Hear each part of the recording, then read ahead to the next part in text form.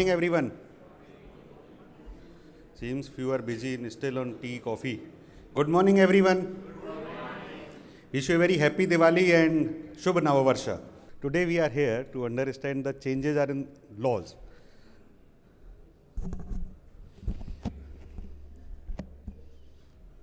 So anyone, what are these laws? No, law. What do you mean by law? Not father-in-law, mother-in-law, sister-in-law. So law are described as a process defined by the authorities to be followed by someone. The who, that depends upon the law. Law will define that who will follow these guidelines. In corporate worlds, we gave them a very sophisticated name, standard operating procedures. You all agree with me? So SOPs, what are the SOPs? SOPs are the law. Similarly, in any country, when you want to execute something or to do something, there is a need of set of rules and processes. That bunch is called law. And today we all are here to understand the changes in the, especially in labor law, how to get the golden visa. I can see many golden visa holders are sitting here. And then the data privacy. Now law, especially I am not curious to know about golden visa, but I am curious to know about the labor law in a personal front, because that may impact me as well. So good morning, ladies and gentlemen. On behalf of the ICAI Dubai chapter, I, Manoj Agrawal, Secretary of the chapter, welcome you all on Saturday morning, and we'll see you all tomorrow again in the evening. So breakfast on the chapter and dinner on the chapter. And respected guest, Speaker of the day, Mr. Shaheen, Ms. Malak, past chairman of the chapter, our chairman C. Anurag Chaturvedi, vice chairman C. Harikishan Rakawat, and committee members, and all distinguished guests and members. A warm welcome to all of you on today's session, New UAE Laws on Labor, Visa and Data Privacy. I will not take much time because it's a full house show. So let's start the proceeding by paying tribute or respect to our nations, UAE and India. May I request technical team to please play the national anthems and request everyone to please rise.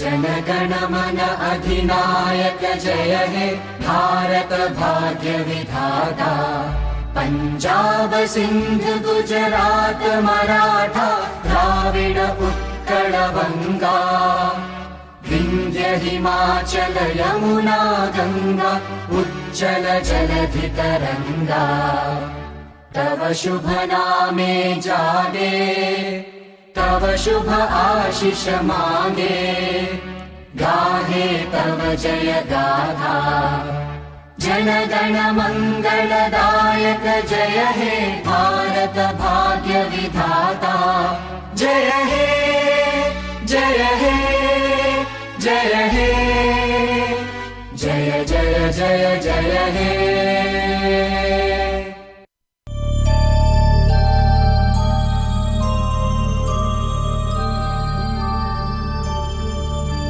य एष सुप्तेषु जाग्रति य एष सुप्तेषु जाग्रति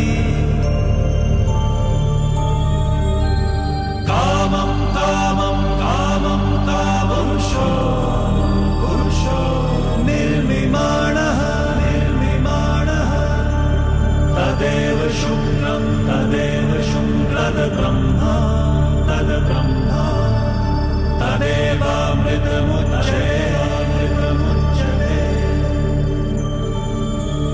तस्मिन् लोकः शितः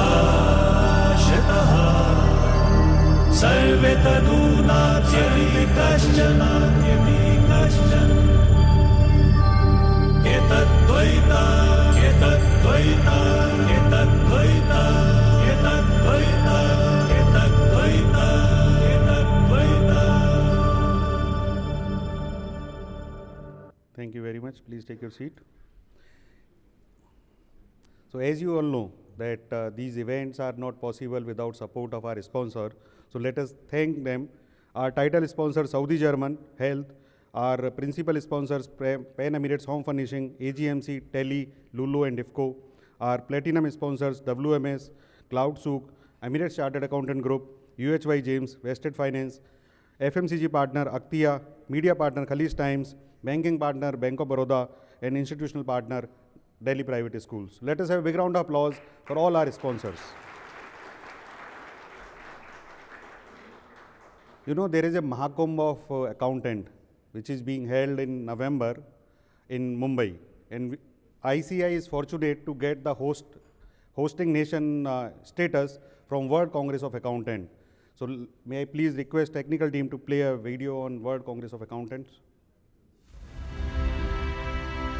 Geographically, the 7th largest country in the world, one of the oldest civilization, world's 6th largest economy, a global hub for innovation with one of the largest startup ecosystem. India, city of Mumbai on the western coast of Arabian Sea, among the most advanced and modern metropolises in the world, and the financial capital of India, gears up to host the most prestigious accountancy event of the world, 21st World Congress of Accountants from 18th to 21st November 2022, an event held every 4 years. The Olympic of Accountancy Profession. India hosts the event for the first time in 118 years since the WCOA came into being in 1904. Around 10,000 delegates expected to join virtually. More than 6,000 delegates from over 135 countries would congregate to exchange views at the world's most advanced Geo World Convention Center. The theme, Building Trust, Enabling Sustainability, will inspire the future of accountancy profession to create sustainable economies for the future. The ICI is honored to be the host for this mega event, which will bring together the world's largest conglomeration of professional accountants, regulators, leaders, and visionaries to advance the cause of the global accountancy profession. Now, with the ease of travel restrictions across the world and the situation returning to normal, we are working towards creating a never before and a unique experience for all our delegates. The year 2022 marks the 75th year of India's independence, and the Government of India is celebrating the year in a big way to showcase the glorious history of India. World Congress of Accountants 2022 would also be celebrated as a mega event to showcase the important role that the accountancy profession has been playing in the economic and social development of the country. A never before witnessed unique experience of learning future trends, emerging avenues, enhancing skill sets, networking, and to explore the incredible India awaits you. We at ICAI are pleased to host you here in Mumbai, the financial capital of India, for the 21st World Congress of Accountants with the theme Building Trust, Enabling Sustainability from November 18 to 21, 2022, and give you a professionally enriching and personally rejuvenating experience. We are hopeful that the conference shall be stimulating and productive, and your stay in India will be a memorable experience. Once again, we invite you for this enthralling convergence in India the land of multicultural, historical, and spiritual inheritance since centuries. Insights from the stalwarts of the profession, international and national standard setters, regulators and trendsetters will constitute the panel of speakers at WCOA 2022. Let your dream get bigger. Come, be a part of this mega celebration. For registration and sponsorship opportunities, contact. Organized by Institute of Chartered Accountants of India under the aegis of IFAC. Thank you very much. So now physical attendance has been completed, means they don't have more seats to attend this World Congress of Accountant in person. May I request, how many of you have registered for this event and virtually or physically? Fantastic. So these hands may be doubled by tomorrow, as our chairman has brought up again the same continuation, that whoever will register today and pay the fee for virtual registration, chapter will reimburse 50% of their fees. So big round of applause for our chairman and the chapter. And you know, this all will add value to how many of us wants to continue that chain of last 9 years to become best chapter. Like, you know, I say Dubai chapter was always the first. So how many of us looking towards for next year? All. So why don't you get registered for virtual attendance only? Because each 4% will get 1 mark. It's a marking system. So the more and more members will register, the more and more participation we'll have from Dubai, we'll be stand clear winner this year, not jointly with someone. So we look forward for your participation. On 27th of November, we have something. What is that? 40th International Conference, Annual International Conference. And theme is, what is the theme? Everybody got the email from secretary. Chairman, sir, what is the theme of that annual conference? Connect to impact. So when we connect, then we can leave an impact, or vice versa. When we are impacting, we need to connect. So it's either way. The technical team is working on that video. Still 2 more minutes. Okay. So during chairman's speech, they can play that video. Now, we have completed 6 months, 7 months in this committee. You must have seen that something new happening every day or every month or every week. Now, what's in the kitty? What's the plan of the chairman? Let us hear from him. So let us welcome, with a big round of applause, our chairman, Sri Anurag Chaturvedi, to the stage, please. I need a little bit of Josh, please. They're giving from the background. Good morning, everyone. That's good. So friends, how many of you remember the date 2/2/22? Because UAE is always, they come with new ideas, new innovations, so they always think about launching something incredible which impacts the people who are national of the country as well as the residents. So something special that happened on 2nd February 2022. No idea? The new labor law was enacted on 2nd February 2022. And this law, as the secretary of the chapter was talking about, that whenever the new law comes in, the government, the institutions, and the regulators, they come up with the new law by analyzing and understanding the need of the nation. And I think when I read the new law, it is basically a very important amendment and ease of employing and working in the UAE have been enacted. So when we see out there the pandemic in last couple of years, we see the pandemic, that really left every single employer and employee in a hustle. But how should we cope up with the situation where we are not able to meet physically, go to office and work? And also at the same time, a lot of business hardships were there as well. So how to cope up? When business is not functioning, many industries are really impacted. They can't just go and operate out there. So what happened to those people who were actually employed by an employer? As per the labor law, one get employed in one place can't go and work somewhere else.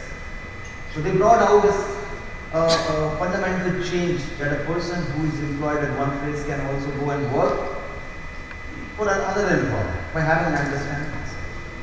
A lot of flexible working models have been enacted, and a critical change as we all are living in this beautiful country is an expense, being resident of this. But whenever something happens, some situation is not favorable, then we have to leave an employment. All you have is 1 month. And in 1 month, somebody who spent 18 years, 20 years, 25 years, 30 years, how can you wrap up that entire story of 25 years or 18 years in just 30 days? They realize it's very difficult. And then they come up with the model that the people who are in the changing employment or changing anything out there, they have now extended time, which our honorable speaker of the day will going to talk about. So like these reforms are very critical for businesses and for the people who are coming here to seek their career going forward. And I think as a UAE, as a country which invites a great talent, they realize this particular need and they brought out quite significant reforms which is in line with global standards.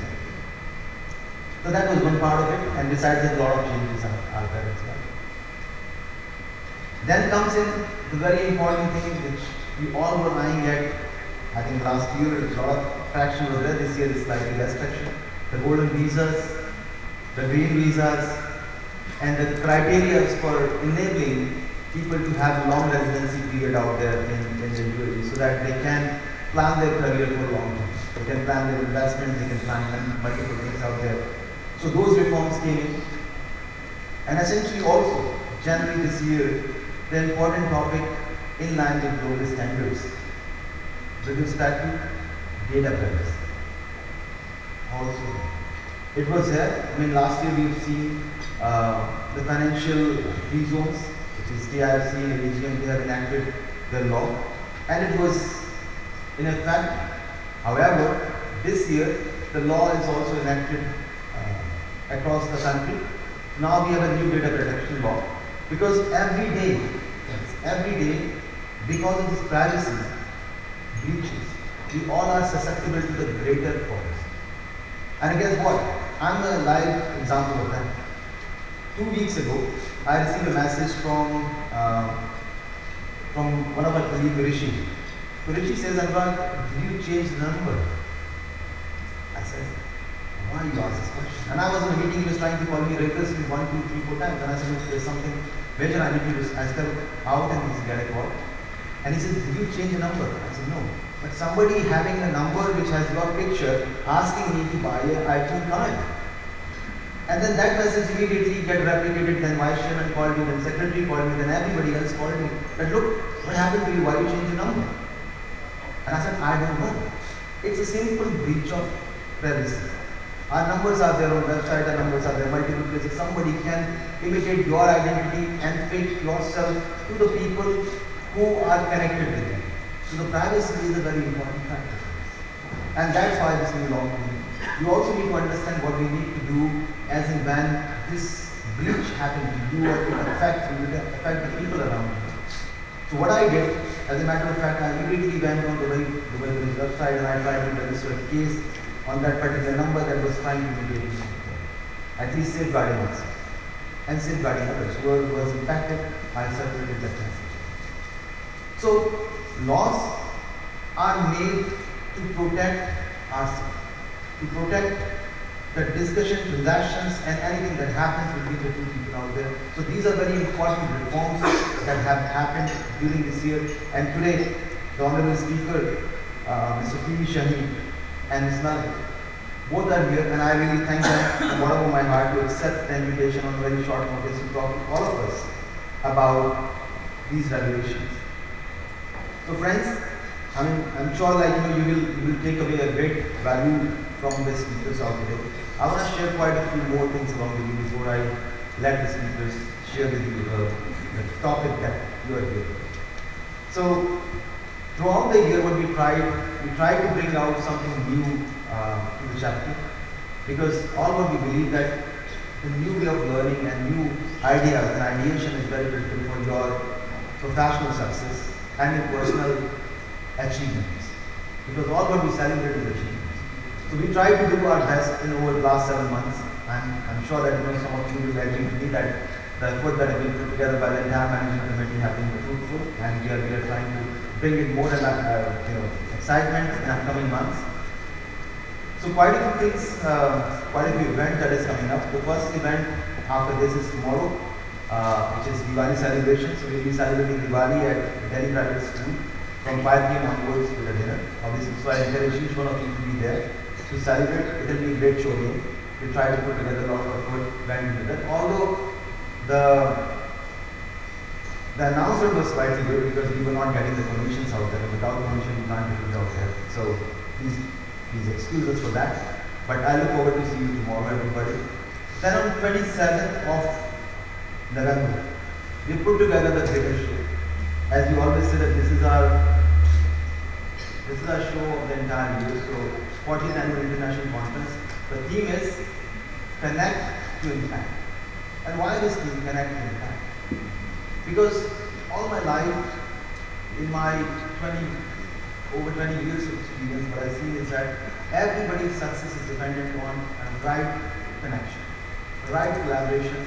If you do the right collaboration, you can really impact greater positivity around it. You can talk about your ideas, you can mentalize your ideas through the entire collaboration. So collaboration is very important. The theme is sustainability.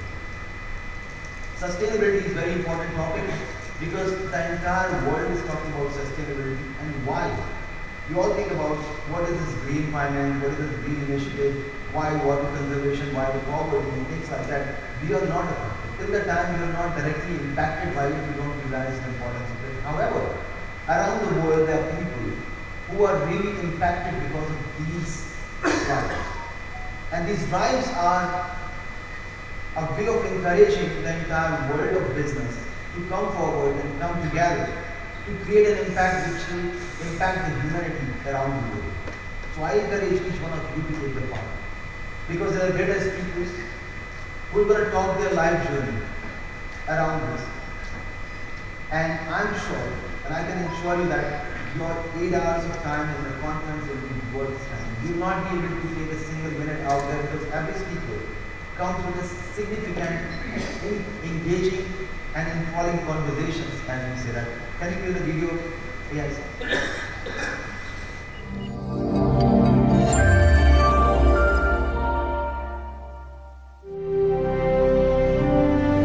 The center of business and growth in the 21st century, home to the tallest structure created by man, where greatness is made and opportunities are seized. Overlooking the Arabian Gulf, this is where man has pushed the limit of innovation. From the Palm Jumeirah to the Museum of the Future, here you will find it all. This is the business hub of the world. This is the center of world commerce. This is Dubai. It is here that the Institute of Chartered Accountants of India Dubai Chapter, NPIO, is organizing its 40th annual international conference, where we'll communicate our theme for the conference: Connect to Impact. Lead, innovate, inspire. Hello everyone. It gives me immense pleasure to invite each one of you to join me at the 40th Annual International Conference of the Institute of Chartered Accountants of India, Dubai Chapter.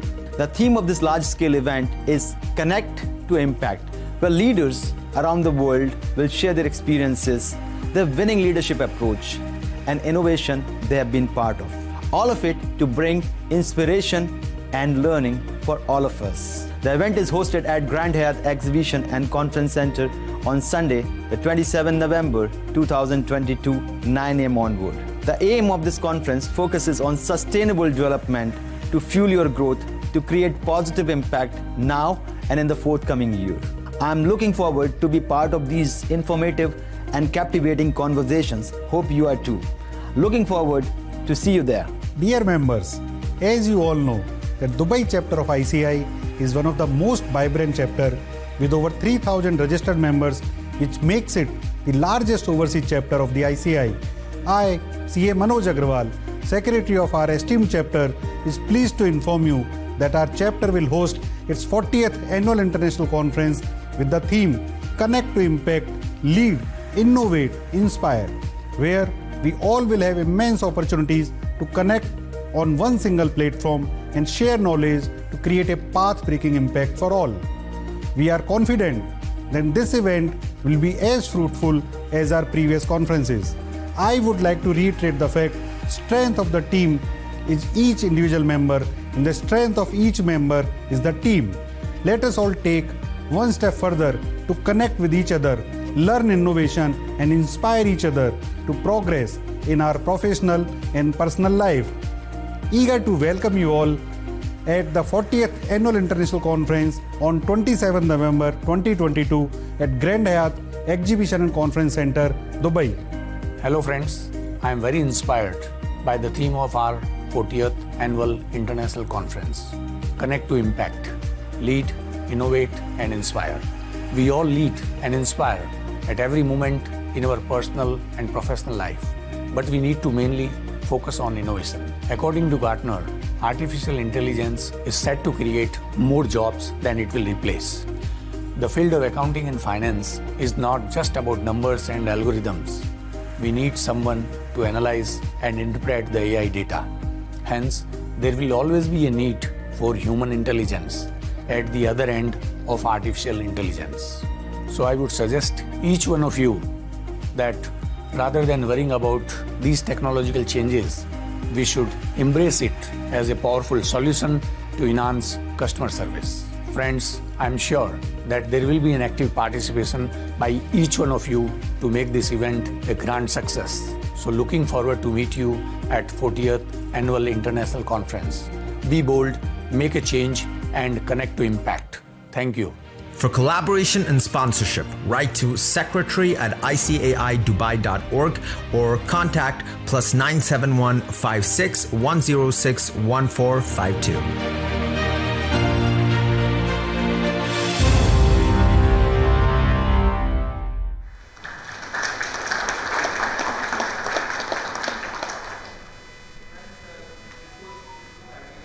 Together, and I'm sure like it will be very engaging conference for all of you and for not only the people, because this time we are opening it for general public as well. It's not just only the members of ICAI and the chapter, but a lot many people will also be joining us because we wanted to engage the entire session with all the finance professionals who are interested in learning. We'll also be organizing a CFO award because we are the pioneers of our profession and our members are pioneers of the entire profession. So we are in discussion with Kanish Times to have this kind of CFO awards. People who have been done extraordinary work in the field of finance, definitely would like to appreciate their work, and we also wanted to recognize them. So we'll be having CFO awards. We'll also have, because in the past we have not been able to do New Year beginning and celebration towards it. So we are on a New Year program, essentially towards end of December. And I think that's it from my side, friends. And I look forward to listen to our honorable speakers of the day today. Thank you so much.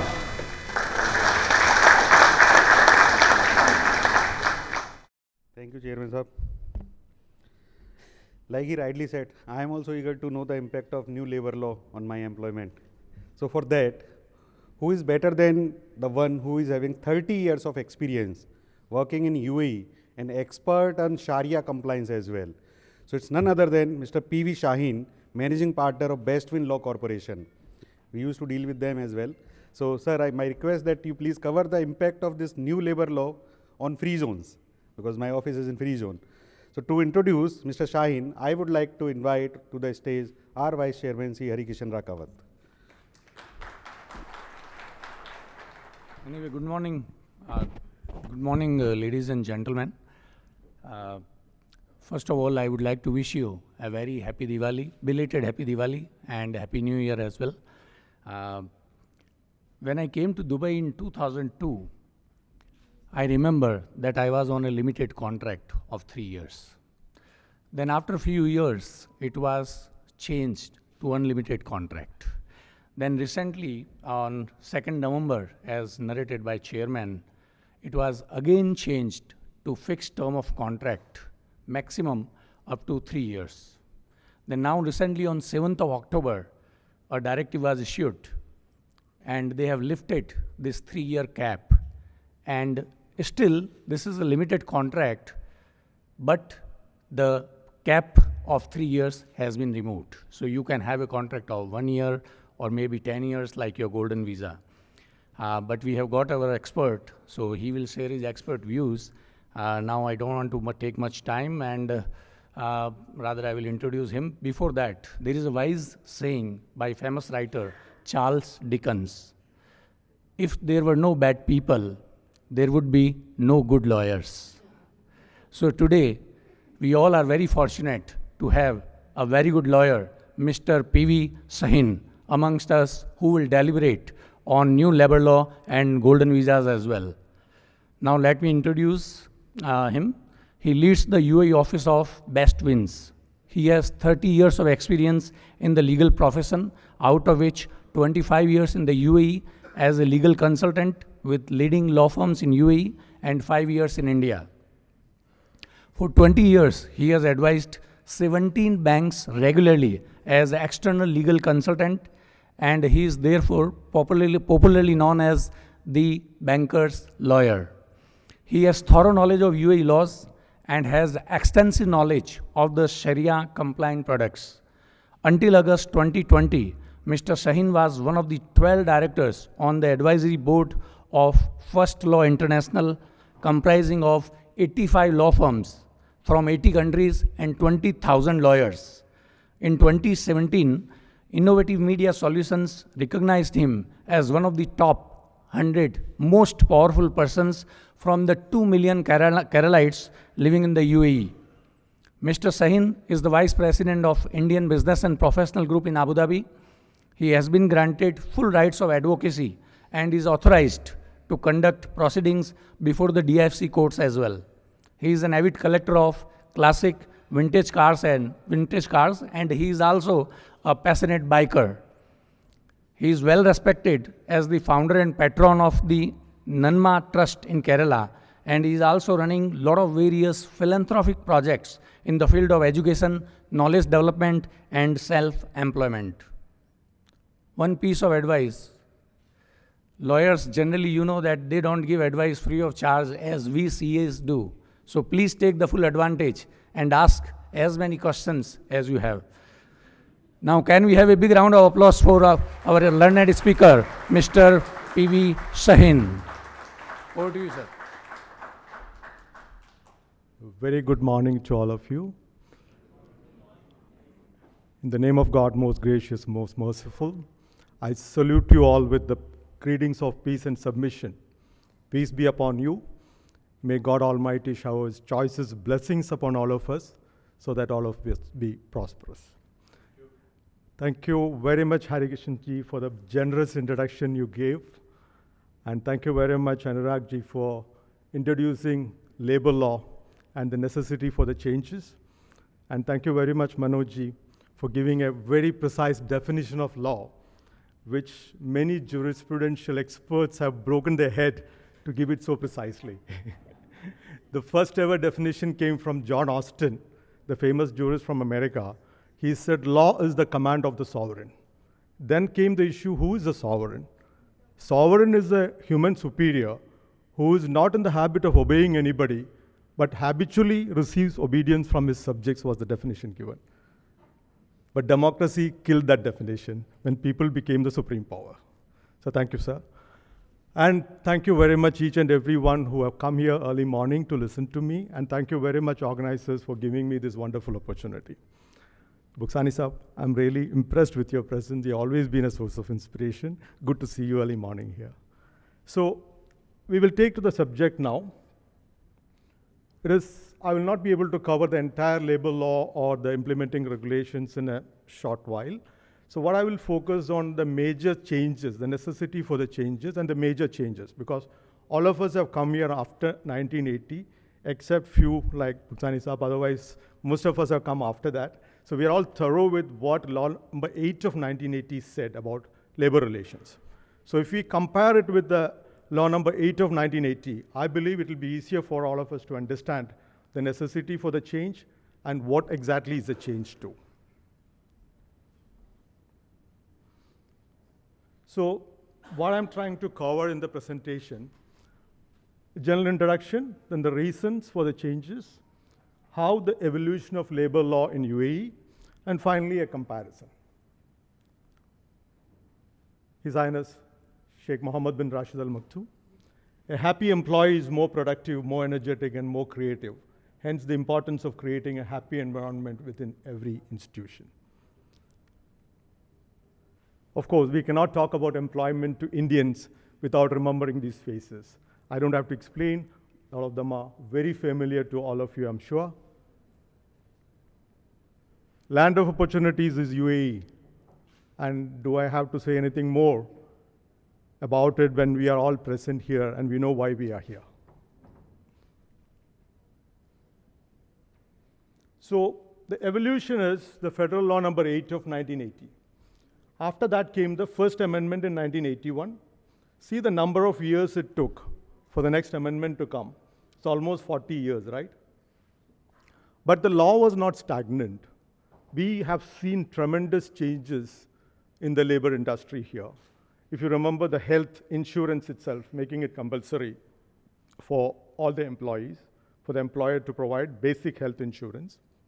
Then came the labor accommodation, which was defined, made it compulsory for almost everybody to provide basic accommodation for laborers who are below certain category.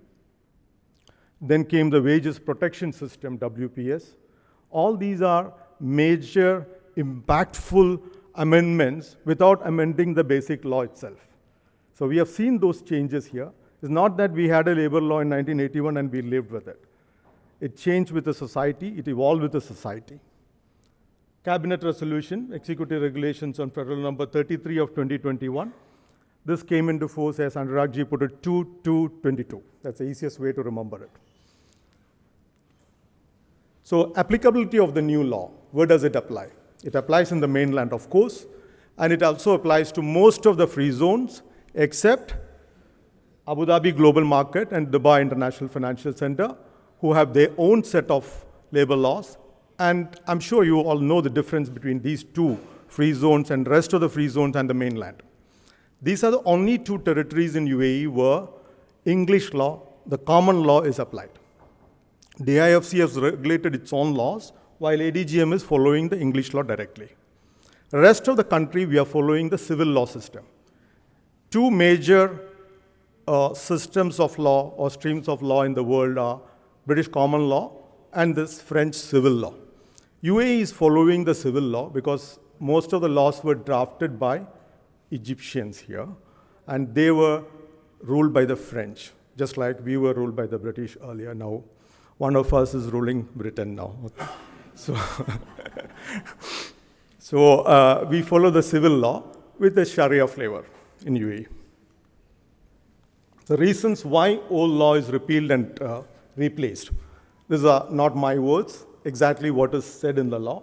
To align UAE with international best practices, to enhance ease of doing business, competitiveness and productivity, to ensure well-being of employees in private sector, to emphasize on employer obligations to international standards, to guarantee the rights and ensure the protection of both employers and employees. It's not one-sided, it's a very balanced law. Do I have to explain the reasons for the changes now? This is how UAE was in the 1980s, and this is how it is in the 20s. So, despite not having a very precise definition of law, we all know that law regulates life. So, the problems of laws are always the problems of life. So, it has to evolve with the society, it has to address the needs of the society, and that's why the changes. So just giving the highlights of the UAE's new labor law, and the best way to remember anything when we hear something new is always to connect it with something we already know. Something is tall, then you compare it, something is quite comparatively taller to the new item which you are seeing. So you always look at the new law in comparison with the old law, which you always knew and remembered. So that could be the best way. So the old law and the new law, many of the slides you will be seeing in this mode. Types of employment contracts, unlimited term contracts and fixed term contracts. We had two options. Under the new law, it's only one, fixed term contracts. And the new law says that the maximum duration can only be 3 years. It's up to the employer and the employee to agree what should be the duration of the contract. But it has to be a fixed term. So whoever has signed an unlimited period contract under the old law, now the new law has come into force on 2/2/22. You have 1 year period to adjust the situation.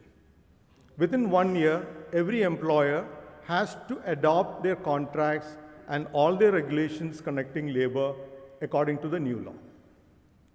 Sorry, I think I had to.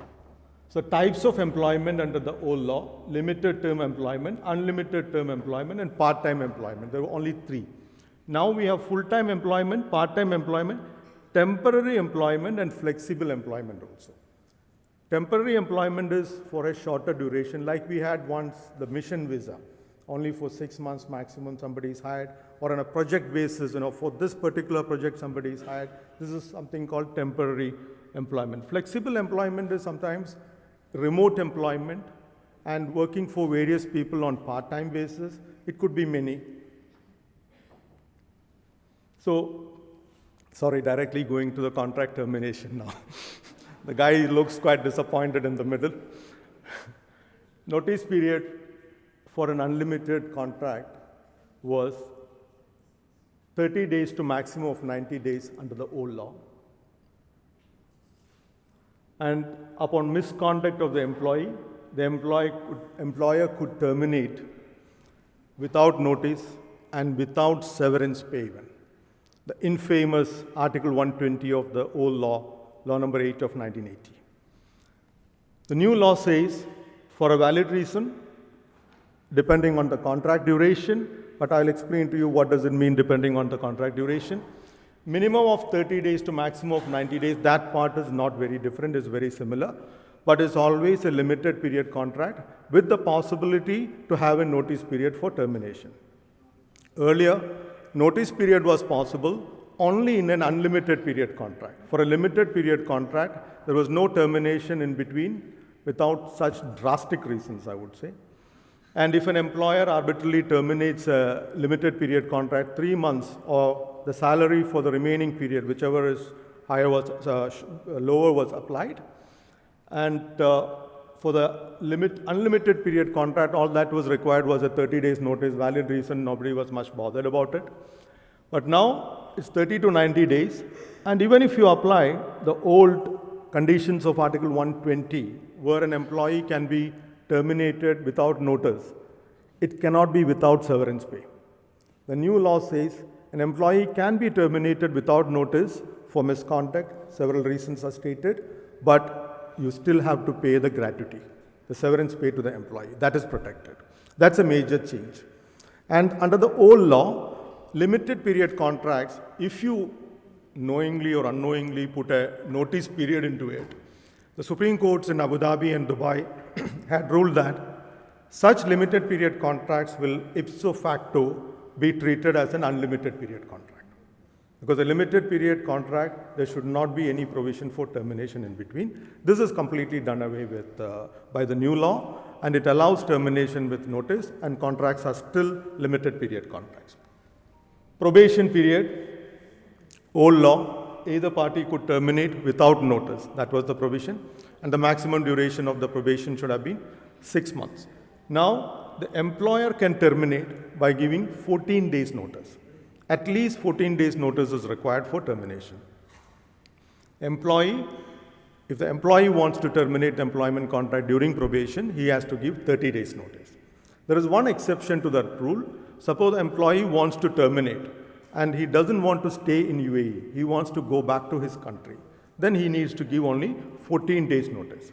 But if he violates it and comes back, then the new employer and the employee together, jointly or severally, they have to pay compensation to the old employer. Because 14 days is only if he doesn't come back to the country. Arbitrary termination, earlier I mentioned that it was 3 months last round wages. If it is from the side of the employer, was the maximum of 3 months. And from the employee side, it was 1.5 months, 45 days salary. Unlawful termination or arbitrary dismissal is not so important. Just maybe a mistake in the translation also, but that's how it is worded. End of service benefits. Under the old law, limited period contract, no gratuity for those who resign prior to achieving 5 years of service with the employer. See, suppose an employee ends up signing a contract for 2-3 years and he resigns at the end of 2 years or 2.5 years, there was no severance pay for him under the old law. The new law is not that. He will get it for resigning employee prior to achieving 5 years of service with the employee. It's removed. That restriction, that prohibition is removed. Now everybody is entitled to end of service benefits if you complete 1 year.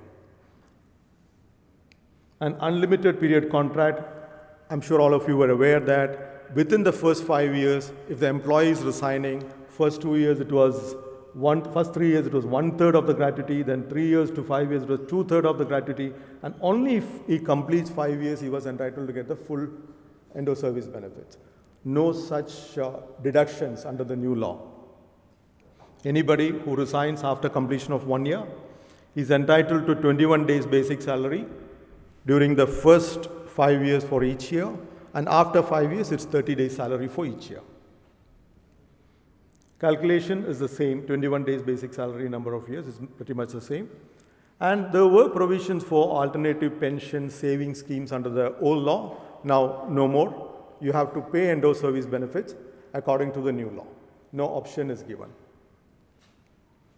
Summary dismissal, I already mentioned the infamous Article 120 is completely done away with. Even if there is a summary dismissal, end of service gratuity has to be paid. And deductions are loan amount, penalties imposed, debts owed in implementation of a court ruling, any destruction, compensation for destruction caused by the employees. If there is a combination of all these also, the maximum that can be deducted is 50% of the salary or 50% of what is due. You cannot deduct the entire thing. Various types of leaves included now.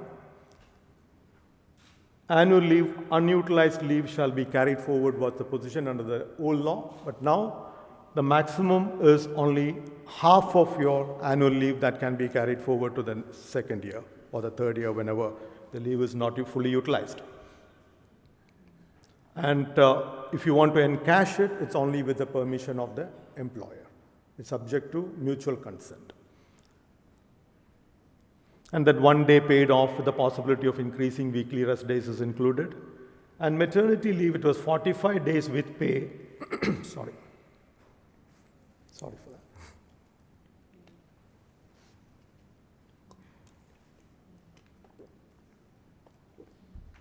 45 days with pay and 100 days no pay leave if medically unfit was the provision under the old law. New law says 45 days fully paid and 15 days half paid. So this is one area where you see actually the benefit to the employees little bit reduced, but it's 15 days is with half pay. Earlier the 100 days was without pay. Other leaves, compassionate leave, deducted from the annual leave of the employee was the position under the old law. Anything you take, it will be deducted from your annual leave. Now no more.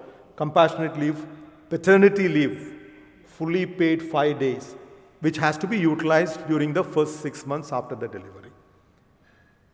Compassionate leave, 5 days for death of spouse, 3 days for death of close family members such as father, mother, siblings, children, grandparents are all included in this.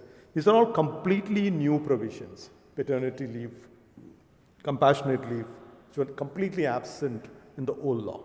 Study leave. If an employee wants to go for higher studies, he has completed 2 years of service with the employer, he is entitled to 10 days paid leave per year for writing the exam, for preparing for the exams, he is entitled to that. Only thing is that it should be a university which is recognized in UAE. Sick leave, not more than 90 days, 15 days fully paid and 30 days half paid, remaining is unpaid. Now there is one more, sabbatical leave, which is not applicable to expatriates. It's only for UAE nationals. If you are going for compulsory military service, they get a paid, unpaid leave for sabbatical leave. Special provisions are very interesting. Anti-discrimination and equal pay. Very clearly stated, I think it's Article 4. In the very beginning of the law itself, these provisions are there. Equal pay for both gender for same work, penalties for employers for discrimination on the grounds of race, color, sex, religion, national origin, social origin, and disability. You will not see any more advertisements asking for particular nationalities, particular linguistic group, so and so educated. That's impossible now. And about the non-competition restrictions, it always it was there in the previous law also, Article 127 of the previous law. I would be more thorough with the old law because I lived with it for a long period, still getting accustomed to the new law now. So Article 127 of the old law said that any employer can impose reasonable restrictions on an employee which is legitimate enough to protect his lawful interest. This is how the definition of non-competition clause was in the old law, but the geographical limit or the duration was not specified there. And many of the courts here, the Supreme Courts, interpreted that clause and stated that if anybody puts a clause saying that employee should not work anywhere in UAE for a period of 6 months, 1 year, 2 years, whatever it is, the entire clause has to be treated as void ab initio. That judgment still stands. The reason is that the employer's trade license is issued by a particular emirate, which enables the employer to practice this trade or activity only in that particular emirate. Why should that employer restrict the employee in all other 6 emirates? That was a question raised by the Supreme Court, which is very genuine. And there are ways to impose it, there are ways to get away with it also. So the old law, interpreted by the Supreme Court, did not allow an employer to apply non-competition restrictions for the entire UAE, and the duration was not fixed. Now the maximum duration allowed is 2 years, but geographical area is not fixed in the law. So I believe the old interpretation by the Supreme Court will still stand. Bullying and sexual harassment, protection against sexual harassment, bullying and verbal, physical or psychological violence, specific provisions in the law itself. Currency for salary payment, earlier it was only UAE dirhams, now any currency is possible so long as it is mutually agreed between the employer and the employee. And the final settlement, a very interesting provision. Earlier the law said the final settlement has to be paid, but when it has to be paid was not stated there. Now it's very clear within 14 days it has to be settled. And judicial fee exemption, all of us know that we don't pay court fee for labor disputes, right? But earlier the law was not clear on that. It was a practice followed by the courts, and the courts were not collecting court fee for labor disputes, especially when an employee is raising that case against the employer for getting its dues. Now it has been specified under the law, up to 100,000 dirhams claim, you don't have to pay court fee. But anybody who's claiming more than that is considered to be quite an affluent person, and let him pay is what the law says. Family definition under the new law. There was no such definition under the old law. Now we have a very specific definition for family. I'm not happy with the definition, but there is a definition there. I'll tell you why I'm not happy. So, spouse, son, and daughter. This is how the family is defined. Why I'm not happy? What if somebody is not married? He can still be an employee, right? What about his parents then?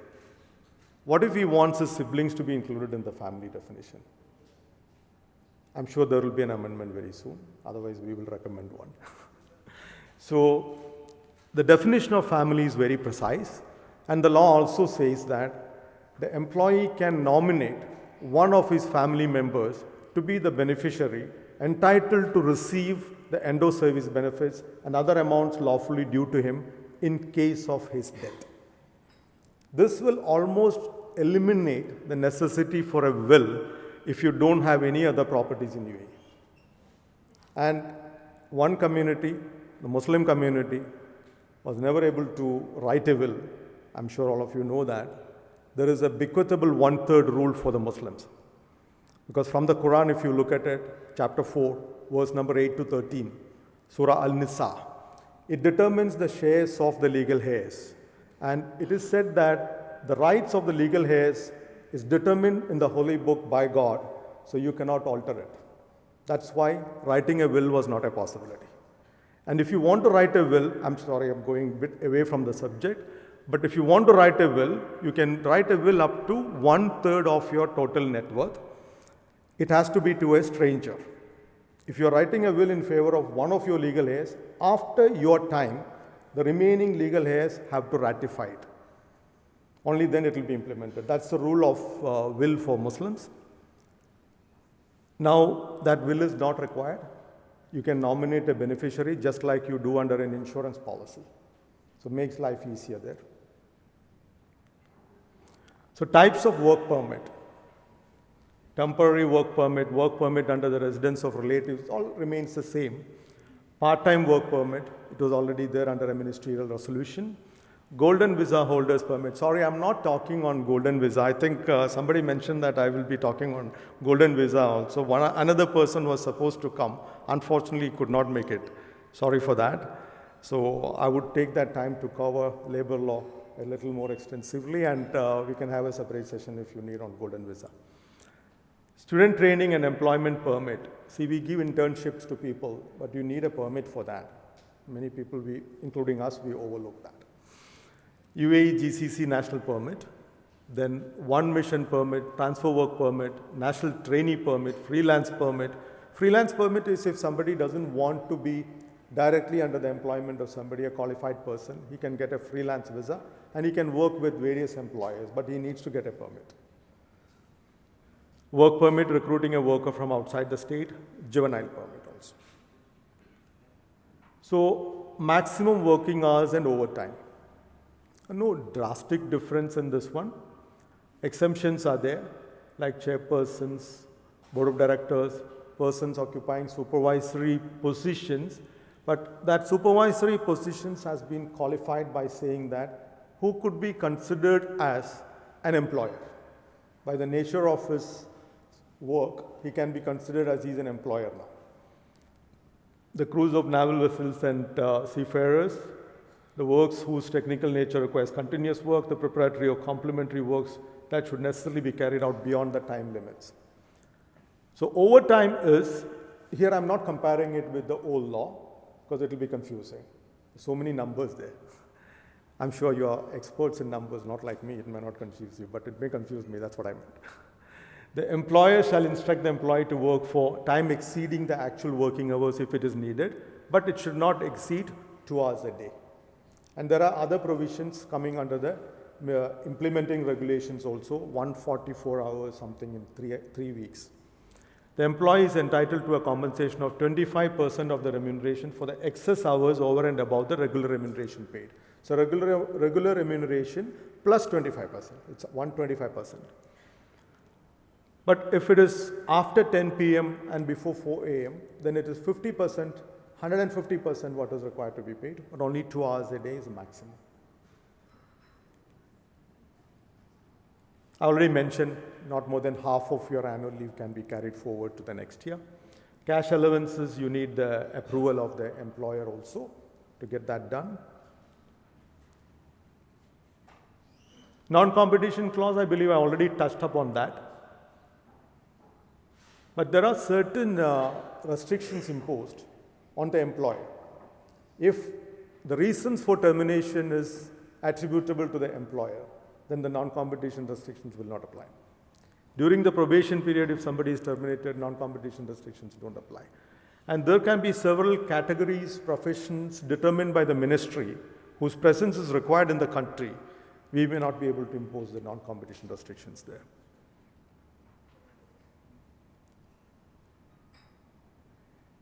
Yeah, subject to the geographical scope of application, the term of the clause, I said the duration, and the nature of the work such that it causes significant harm to the legitimate interests of the employer. Just because somebody worked for me, I cannot impose a non-competition restriction on him. He is in such a position that he is getting to know the trade secrets, my client list, my pricing, my policies, procedure, some secret formula, then I have to restrict him from working for a competitor. Otherwise, it could be detrimental to my business. So you need to have a legitimate reason to impose a non-competition restriction. Disciplinary sanctions. So it's all quite natural, only to the extent of breach of confidentiality. If it's a confidentiality breach, what the employee has done. Impact of the violation on the health and safety of the workers, the financial impact, the impact of the violation on the reputation of the establishment or the workers as a result of the committed violation, abuse of powers vested on him, recurrence by the worker of all kinds of violation, then it aggravates the existence of a penal or moral side to the committed violation. So before going into the questions, I would quickly go through the important clauses of the labor law itself so that it could be like a revision for you. So law number is 33 of 2021. The date on which is implemented is 2/2/22. The most important part I saw in the new labor law is that, see how many definitions. First 3-4 pages, it's only the definitions of various terms. That shows a good amount of effort has gone into drafting this law, and it's giving the required clarity to various provisions used in the labor law itself. Earlier, we did not have it. Very few, 2 or 3 definitions only. Even collective labor dispute is defined, family is defined, work injury, it includes something that happens on an employee's way to work or back home from work. It includes that time. See, Article 4, as I mentioned earlier, equality, non-discrimination is stated there quite elaborately, very clearly. Employment of juveniles, recruitment and employment of workers, employment contract, the definition of limited period contract, the maximum duration of 3 years is fixed there. Various models of work, probationary work, non-competition clause is a very large clause now.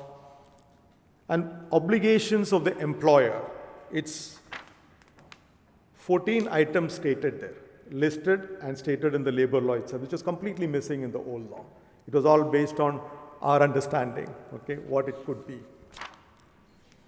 Forced labor is prohibited. Entitlements of worker upon death, this is where that importance of the definition given to the family and the ability to nominate one of the family members become very important. And it is stated that within 10 days, the amount has to be settled. Clearly stated in the law. This is Article 15, subclause 1. See, earlier, when someone passes, you have to go first for getting a legal heirship certificate. Based on that, apply to the court to get a succession judgment. It may take 6 months. Until then, bank account is blocked. The employer, even if he wants, he's not able to pay any money to anybody. So immediately the family, if they are not, others are not, and the family are not working, they are with a begging bowl. That situation is completely done away with by the clear stipulation that within 10 days the money has to be settled, and there is a clear provision enabling the employee to nominate one among the family members to receive that money from the employer. It's a very benevolent provision. And obligations of the employee are also specified, 11 items compared to 14 for employers. Working hours clearly defined. Consecutive working hours should be 5, exactly as it was in the old law. Deductions, what can be deducted is clearly stated. Minimum wage, there is a heading, there is an article, but nothing is said there. The ministry is given the power to come up with regulations for that. Maternity leave, sick leave, other leaves, unpaid leave, and commencement of notice period in case of termination of contract during leave, Article 35. See, suppose somebody is on annual leave. a notice of termination is issued. When does the number of days, 30 days or 90 days, whatever, start running? Only on the day when the worker resumes to work after the leave. Even if you serve a notice when he was on annual leave, the effective date, the starting date will be from the day he comes back to work.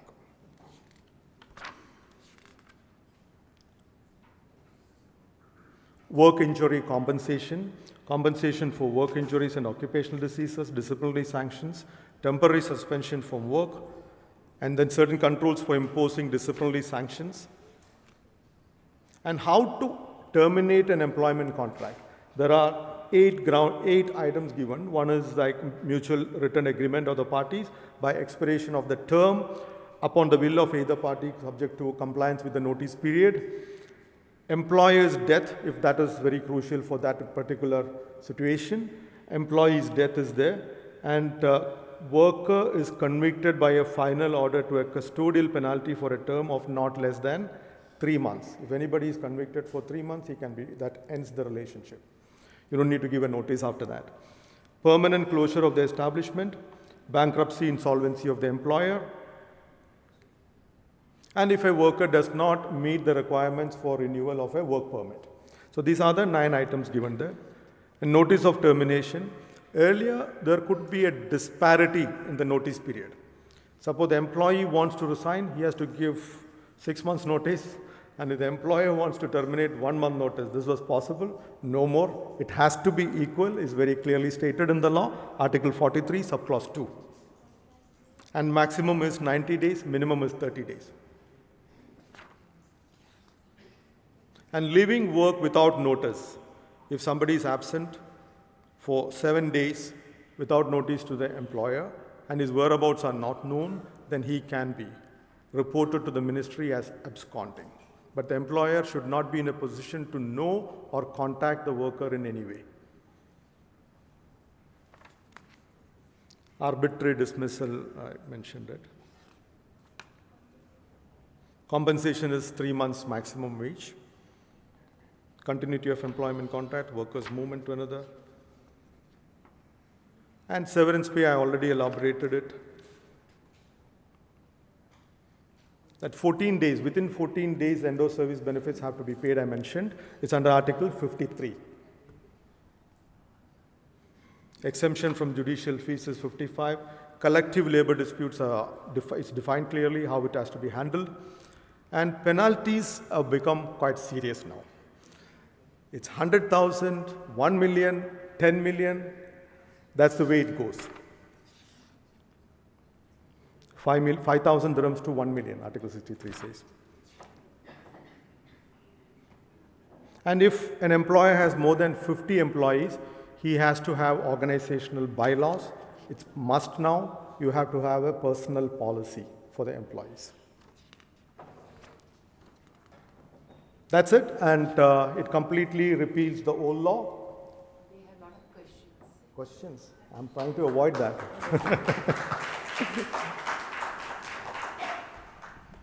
Thank you very much for listening to me. Please make it easy, sir. Thank you very much, Mr. Sain. We have a couple of questions. Sir, time de rahe hain. So there are not only couple, there are many questions. So we'll take one by one of them. Good morning, sir. Very good morning. It was a wonderful presentation. Thank you for this. I have a couple of questions over here. Hello. Sir. Combine the two questions into one. Okay. I mean, what has the new labor law has to say about, like, the insurance, like, earlier the insurances for family, without family, and the HR policy, like, it's mandatory, not mandatory to have with the company. And like, earlier the various emirates had different rules, regulations about the policies and the laws. So how this new labor law will change this dynamics? See, health insurance is what you meant probably. And earlier I know it was different from emirate to emirate, but now it's getting almost unified. Most of the emirates are following, only few are not in place yet, and they will also be following it very soon. It comes under a different ministerial resolution, not under the labor law directly. So it will be made mandatory, especially in view of the anti-discrimination clauses in the labor law itself. In Abu Dhabi, like the family insurance is mandatory. but Yes. Like Qatar Airways, like family insurance. Dubai is mandatory now, if I understanding. Dubai is mandatory now, right? Yeah. For the employee and the family, the employer has to provide. It's overlooked. Yeah. So it will be unified. But this is not something coming under the labor law. Anti-discrimination laws are there. HR policy is compulsory only for employers who have more than 50 employees. Hope it's clarifies. Okay. Thank you. Yes, the question is, Yes. the question is regarding layoffs. What would be the policy in case of layoff of employees when some company is trying to downsize its whole activity? So what would be the layoff situation? The normal rules for termination should apply. No, Yep. normal means the last employed, the shortest of the period the employee being in the company, he will be taken first, or the one who is the LIFO or FIFO in accounting language? That depends on the circumstances, and the employer and the employee has to agree, I believe. Nothing is stated in the law. Normal clauses for termination of employment, minimum 30 days, maximum 90 days notice under the law. And if whatever is prescribed in the employment contract signed between the employer and employee should apply. Automatic termination will happen if an employer is going bankrupt. That is a clear provision in the law. But this is not going bankrupt. You are downsizing your operations. So you want to get rid of, suppose you had 500 employees before, you want to reduce it to 200. The 300 employees are to be terminated according to the provisions of the employment contract. Or there has to be a negotiated settlement. For mediation, conciliation, there are people trained for that within the Ministry of Human Resources and Emiratization. They will also support you. Thank you, Shaheen, for an excellent, succinct overview of the changes. Thank you, madam. I have a question from the employer's point of view. They brought up about the fixed contract for employees. They said 3 years maximum period, then they have removed that. So there's a little bit of confusion on that. So do you do a fixed contract for a year, 2 years, 3 years, and then do you keep extending it? Or do you match it to the visa period? See, what is done away with is the unlimited period contract. The new law says that every contract has to be for a limited period. And the maximum duration is 3 years. So it can be minimum 1 year up to 3 years. And after that, you keep renewing it. And the renewal can be for the same period or for a lesser period if it is 3 years. If it is 1 year, you can renew it for 3 years. But the maximum duration of the original contract or the renewed duration cannot exceed 3 years. It can be anywhere in between 1 year to 3 years. But under the new law, I think it can be more than 3 years. No. This was the situation on 2nd of Feb 2022. Now the situation has changed. It is limited contract, but it can be for 1 year, 2 years, 3 years, 10 years. This is what on 7th of October. Okay. This is how I read. Thank you. If I'm wrong, I stand corrected. But I'll give. An employee's visa is for 2 years. If Yeah. you give the employee a contract for 1 year, after 1 year, do you go back and do a No. 1 year? If your contract of employment is only for 1 year and the visa is for 2 years is a question now. So after 1 year, if you do not want to renew the contract, the visa has to be cancelled. Okay, if you want to renew the contract, you can renew it for another year and then it will match. Renew the contract. There has to be a renewal. Shaheen, I have 2 questions. Is here. Yes. I have 2 questions. Number one, in the employment contract, is any maximum period is defined for a probation? 6 months. Okay. Can it be extended? No. Okay, then it is actually loses the spirit. But anyway, that's the law. Number 2, I have a question that you said working hours exempted for categories who are the administrators. True. Okay. CFO is an administrator. CEO Depends. is an administrator. What MD is an administrator. What is stated in the law is people who are working in a supervisory position, by the nature of whose job he can be considered as an employer. But it's too vague. So like most Yes, you're CFOs right. are the administrators or the HR representatives. So what happens to them? You He's are not right. a chairman and not a and, director. I'm a poor lawyer. I cannot be better than the law. Understood. Thanks so much. Thank you. Hello, good morning. I have a question. Oh, How are you, sir? All good. Thank you so much for your time today. I have a question that we have a few hirings which have happened before the announcement of the new law, and the offer letters have been already given to all the candidates. Now, do you suggest in the scenario when the laws have been changed, we need to change all the offer letters with the current law and then issue it to all the new candidates? People who have also been hired on a temporary basis, is it mandatory then to give them an offer letter and appointment letter with the new rules? I haven't done it yet. Thank you very much for that question. The law says you have 1 year time from 2/2/22 to regularize your situation according to the new law. If not, there could be penalties.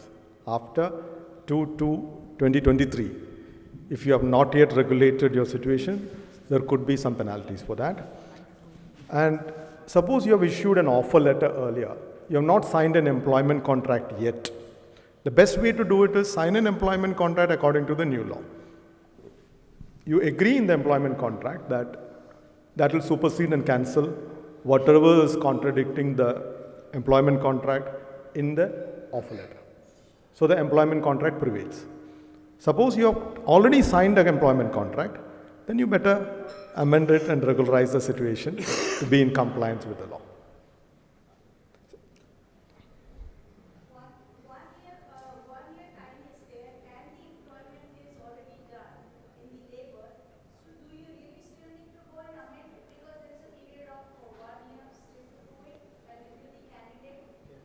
Yes, it has to be amended. If not, they may consider it as deemed to have been signed for 3 years and apply the new law.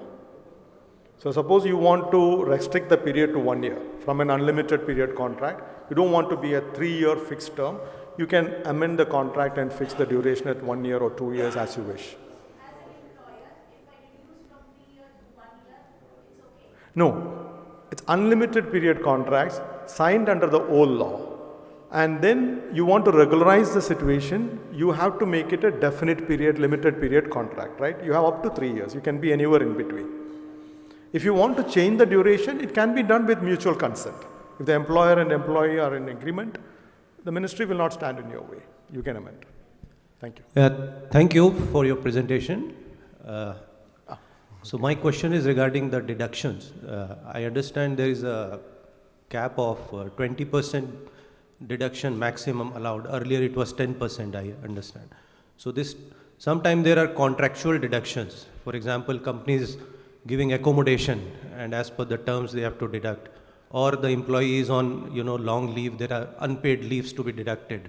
And it is exceeding 20% cap. So how do we manage that situation? Anything is possible by mutual consent.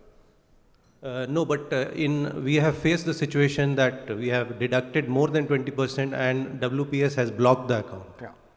See, there has to be an agreement between the employer and employee. If you have to deduct more than 20%, that's coming under the WPS system. Otherwise, your file gets blocked with the WPS and then you will not be able to renew the labor contract, sometimes not able to hire new employees, kind of being blacklisted.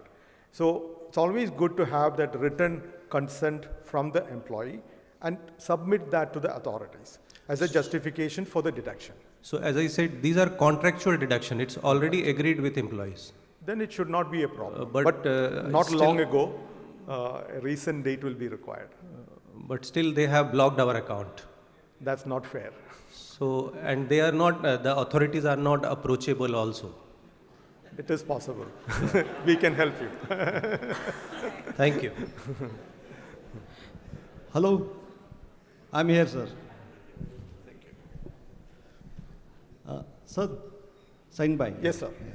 I have a question regarding this annual leave extension. Like, is it a restrictive clause or enabling clause for the employee? I mean to say, if he is eligible for 30 days, the new law says 15 days can be carried forward. So can the employee insist to carry forward 15 days, or can the employer say, no, you can carry forward only 5 days or 10 days? Who is superior in this case? No, the way the law is legislation is drafted, it appears it's the right of the employee to carry forward 15 days. Yeah, in case the employer is restricting, you can definitely fight for it. You can enforce it. Okay, thank you very much. Okay. And cashing it is subject to the approval of the employer. And earlier law, the interpretation given by the courts was that such carrying forward or encashment of leave is only if the employer is asking the employee to cut down the annual leave. Good morning, Singh. I'm here. Okay. I don't know why I'm not getting. Okay. So nice to see there are a lot of types of contracts available nowadays. Is there any limitation for each employee how many contracts they can sign, because temporary, part-time or flexible? Is there any limitation for each employee? That permanent employment, like the 3 years or 1 year definite period employment contract, only one. After that, if you have a part-time work with the permission of the current employer and the new employer, that could be the second one.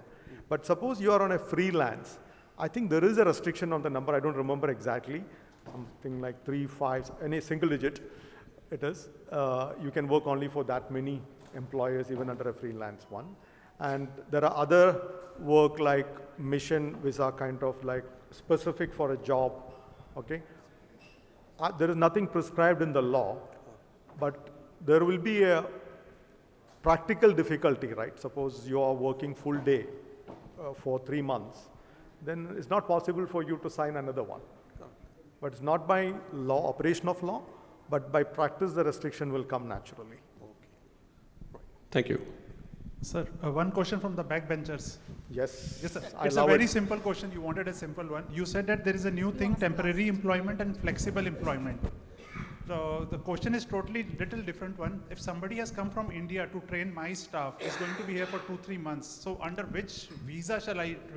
If he's sitting in my office on a visit visa, anybody who's coming from economic department, they might have an objection that he's on a visit visa. Why is he in the office? So what solution can you give for that? The visa issue is different. It comes under the immigration laws. Yeah, that's why I said it's a simple one. So is the temporary visa- work permit comes under the labor law.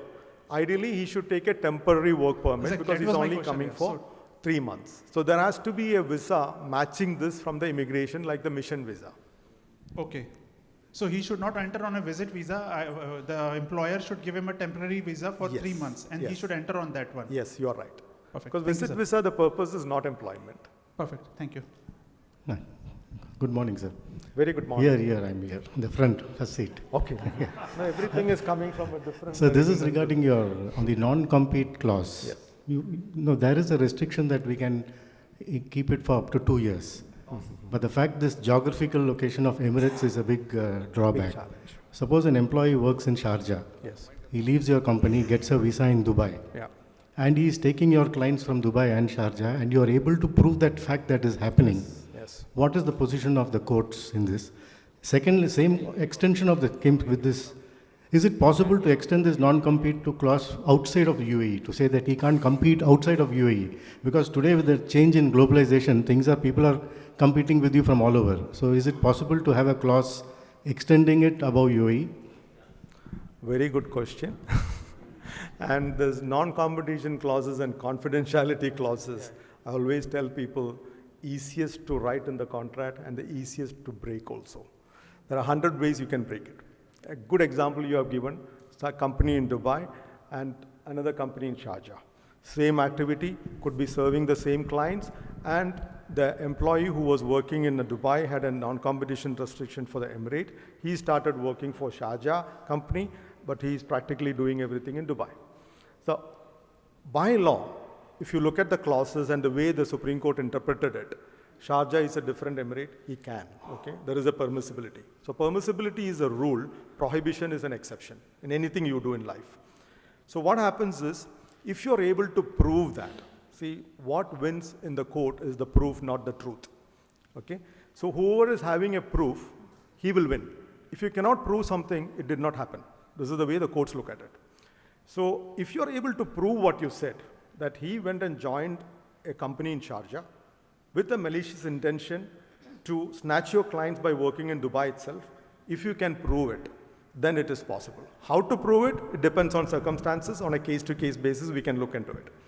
The way I have tried to get over this for my clients who are employers, I mean, see, it is you sign one non-competition agreement with the employee.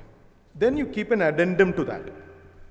And in the addendum, it explains, considering the nature of work and the scope of work being performed by the employee agrees that it is absolutely essential to protect the legitimate interest of the employer to apply this restriction in one more emirate, so which is Sharjah. Okay? No, it has to go to court. Then we are not applying the restriction for the whole of UAE. We are applying the restriction for one more emirate by an addendum. Why I'm keeping it in the addendum? I don't want the entire non-competition agreement to be null and void. So if he is working directly in Dubai, I will only use the non-competition agreement. But if he is working in Sharjah, at least I can try with the addendum. And the courts have upheld it. Okay? We have experienced that up to the Supreme Court, they said this is okay. Because it's not restricting him from the entire UAE. It's only restricting him for one more emirate for legitimate reasons, which he appreciates and undertakes that this is necessary to protect the legitimate interest and is not excessive. So the contract should prevail, what is agreed between the parties, and the court have upheld that. Hello, sir. Here. This is a problem. Here. Okay. I have a question relating to overtime. Okay. Instead of paying the overtime, can the employer insist on only giving the compensatory off to the staff? Yeah, compensatory off is a good remedy. Suppose you are made to work on a holiday and then there is a compensatory off given on another day. It is possible. Hi, sir, small question from employee point of view. As mentioned that previously it was a limited and unlimited, both contracts were there, okay? And now only limited contracts are there. So if in limited contract, the term, it's like mentioned that if you break the contract, you need to pay for 45 days of salary. Not necessary, because now it should be for a valid reason and the notice period agreed between the parties have to be complied with. So now the limited period contracts, the scope for a notice termination is embedded into it. Earlier it was not possible. So it's a complete shift. It's as good as an unlimited period contract. So even if it is 3 years, I complete 1 year, I don't want to continue in this employment, I can give a 30 days notice and come out of it. But I have to state a valid reason, which was the case even in the unlimited period contract in the previous law. I have to say a valid reason. And what is a valid reason is not defined in the law. Hello, Mr. Shaheen. Yes, sir. I have one small question. It's relating to the probation law. Basically, what my reading says is that if an employee leaves before completing the probation period, they have to give a 30 days notice. If they don't give the notice, then the employer can ask the new employer of the employee for the recruitment fees, right? The definition of recruitment fees is not clear to me. Does it include visa cost or what exactly? It's not clear. I think the word used in the law is compensation. It says recruitment fees if I've got the right Anyway, translation. whatever you have legitimately lost, that can be claimed. So visa cost can be claimed? Yes. Okay. Whatever losses you incurred, it has to be compensated because the principle of damages and compensation is prompt and adequate compensation. Okay, thank you. Only thing is, unlike US or other countries, the principles of exemplary compensation is not known in this part of the world. You have to prove every penny you are claiming from the other party as compensation. You have to explain on the strength of documentary evidence. Thank you. Yes, sir.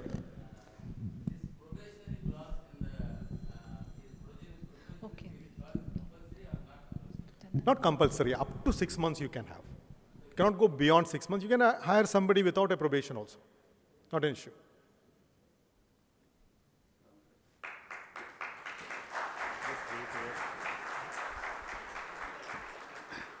Thank you, Mr. Shaheen. It's really an eye-opener, but you missed my request. Being a free zone employee, am I impacted with this new law? So, okay. Let us have a big round of applause, our learned speaker. Before we proceed, I would like to heartily welcome our Central Council member, CA Dr. Raj Chawla ji. Let us welcome with a big round of applause. And from my region, I have Vice Chairman C. Abhinav Agrawal. He is the Chairman of Northern India Regional Council. So thank you, Mr. Chawla and Agrawal to be here. Now I would like to invite our Chairman and Vice Chairman to felicitate our speaker and request Chawla ji to please join us. Can I just say one more? Yeah, please. See, it's our duty as a lawyer to educate everybody about law. Create awareness is part of our duty to society. But the moment all of you are educated, we will lose our job, right? But our job will not end until all of you are educated. That's the way I take it. So what I will do is, I have Anuragji's number. I will share with him on WhatsApp the English translation of the labor law, the implementing regulations, and the most relevant ministerial orders for you. So that could be a ready reckoner for all of you. I'll do that. Thank you. Thank you once again.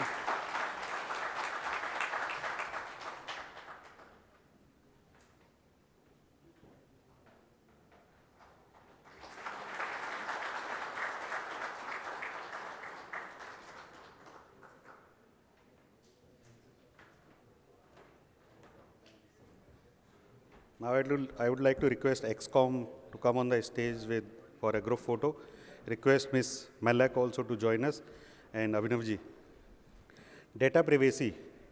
Being a DIFC entity, you know, in DIFC, your organization secretary is personally responsible if he breaches the data privacy law, and $50,000 fine.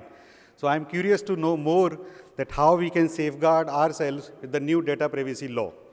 And you know, which is the country in, you can say, AFTA and GAFTA region, which has more strict laws and compliances? Any guesses?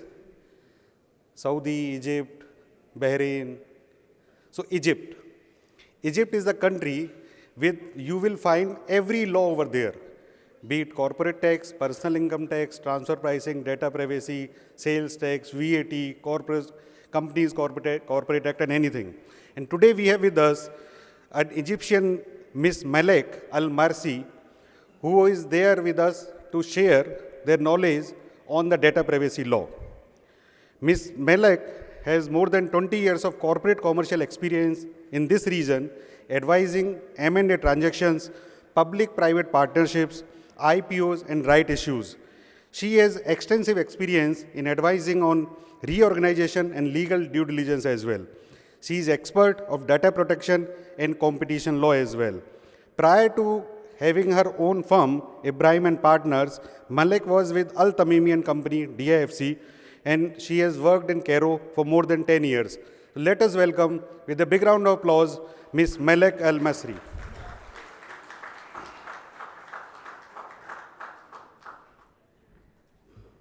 Thank you very much for the lovely introduction.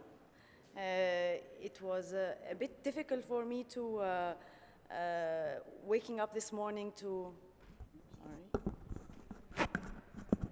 where do I press? That's for front, that's for back. Oh, thank you. Coming here today as an Egyptian, I feel completely outnumbered, so I woke up in the morning and decided to put on my Indian earrings to try to fit in. So I hope that I will be able to give you a bit of an understanding of the new data protection law in the UAE, which is extremely new to this jurisdiction and has been a lot of international lawyers and clients have been always asking us for the past years since I've been in the UAE, where is the data protection law? How is data protected? Okay. Can you hear me better then? Great, thank you. So,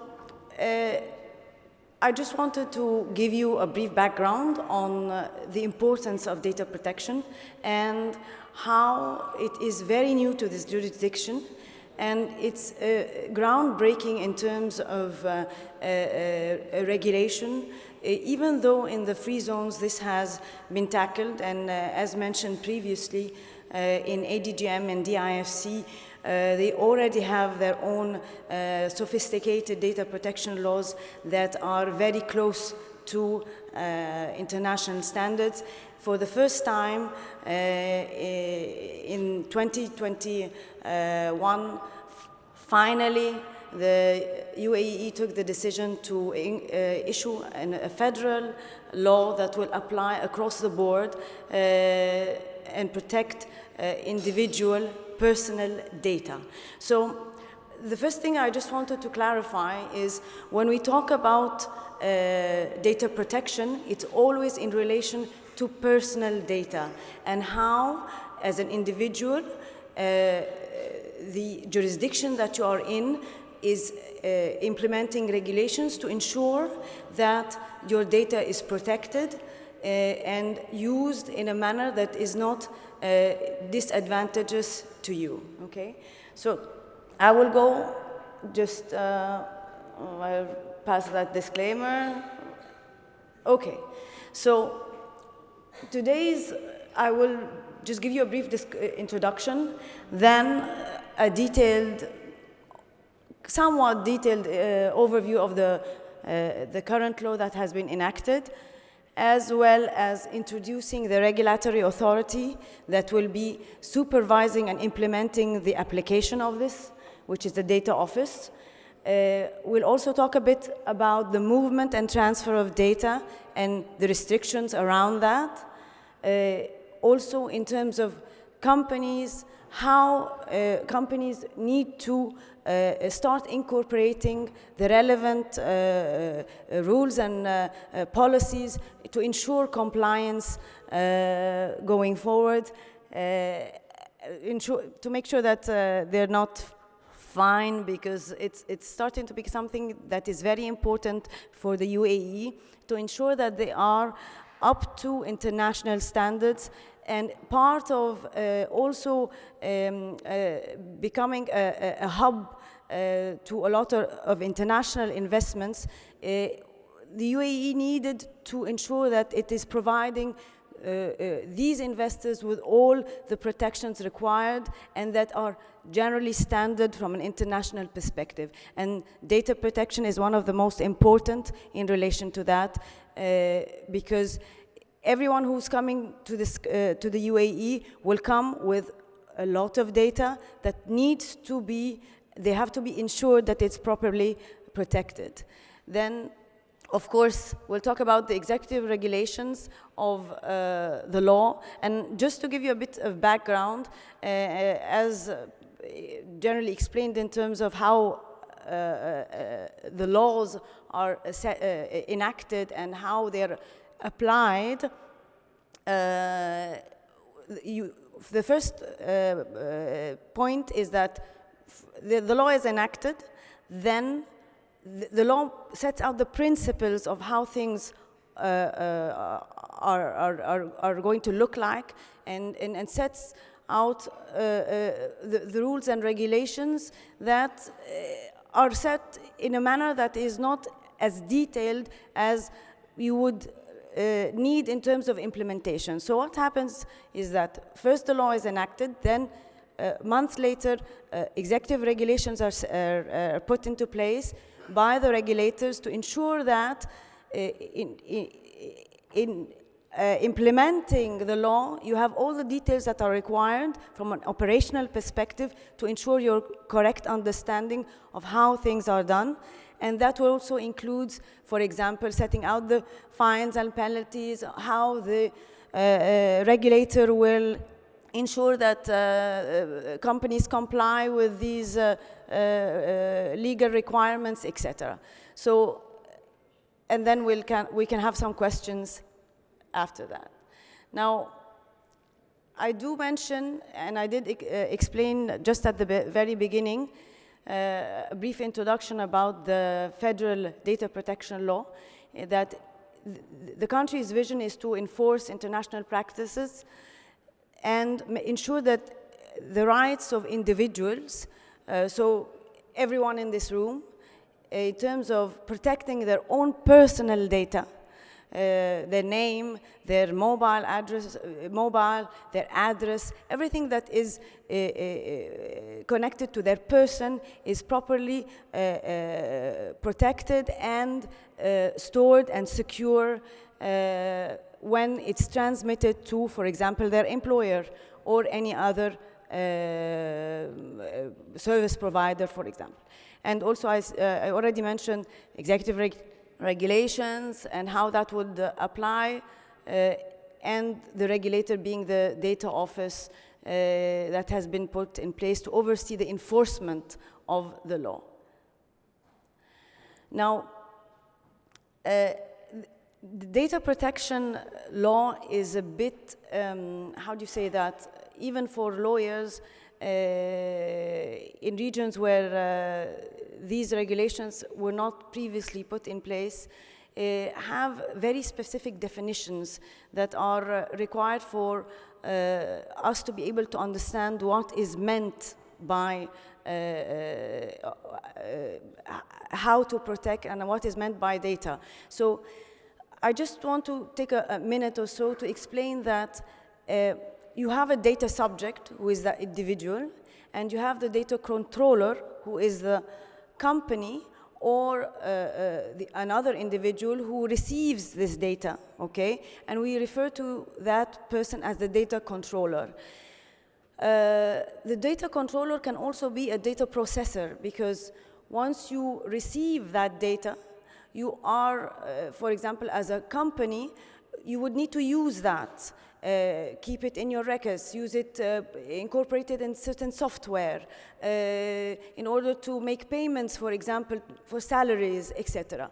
So the data controller and data processor is required under the new data protection law to ensure that the personal data of data subjects that he receives data from is protected inside the UAE as well as outside. So it also regulates transfers outside the UAE.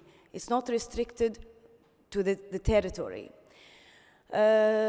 Also, processing data, if, for example, data is outside the UAE and is moved inside the UAE, this is also part of the requirements that you have to ensure that it's properly protected. As mentioned at the beginning, we do have in the UAE different, we have 7 emirates, we have a lot of free zones, maybe more than 70 free zones.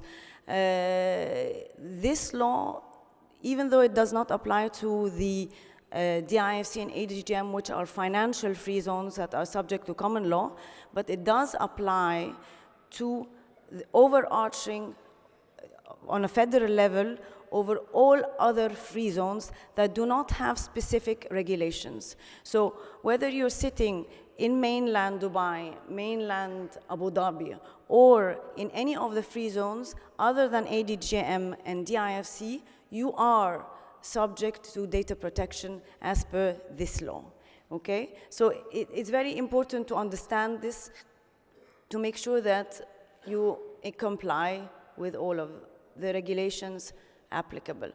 Now, data protection, as I explained, has a lot of very technical terminology. So one of the important terms that needs to be taken into consideration for you to understand is it relates to processing of data. What is processing of data?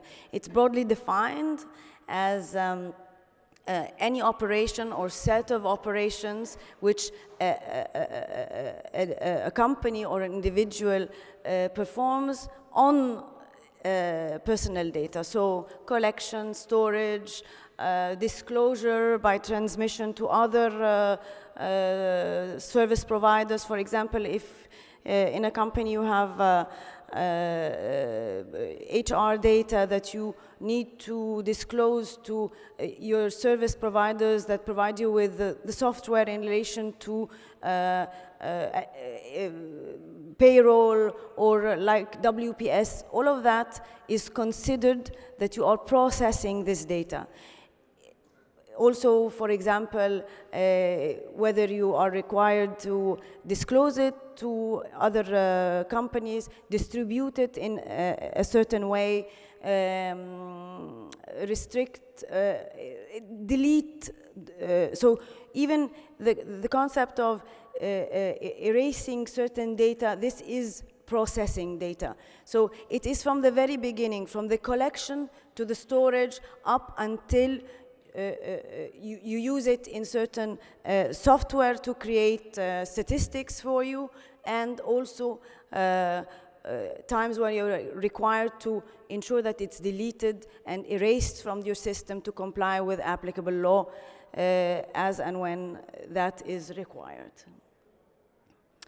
Now, there are also principles that apply, generally speaking, to personal data and how to process this data. The three main principles are, and these are very much standard international, it's not something that the UAE has created. It is an implementation of the ongoing rules, regulations that are internationally acceptable and that have been in the worldwide sphere for the last, maybe since the 1960s, and has evolves ever since to become principles that are extremely important, especially with how we process data using media, Facebook, and all of that. So it's becoming a very hot topic to ensure that whatever we are providing on ourselves is protected and used in a manner that is not detrimental to us. So the first principle is to ensure that while processing data, whether receiving it, whether storing it, whether transferring it to someone else, because this is required under your the way that you need to process your business, it has to be a lawful, fair, and transparent processing. So what does it mean to being lawful, fair, and transparent? The principle.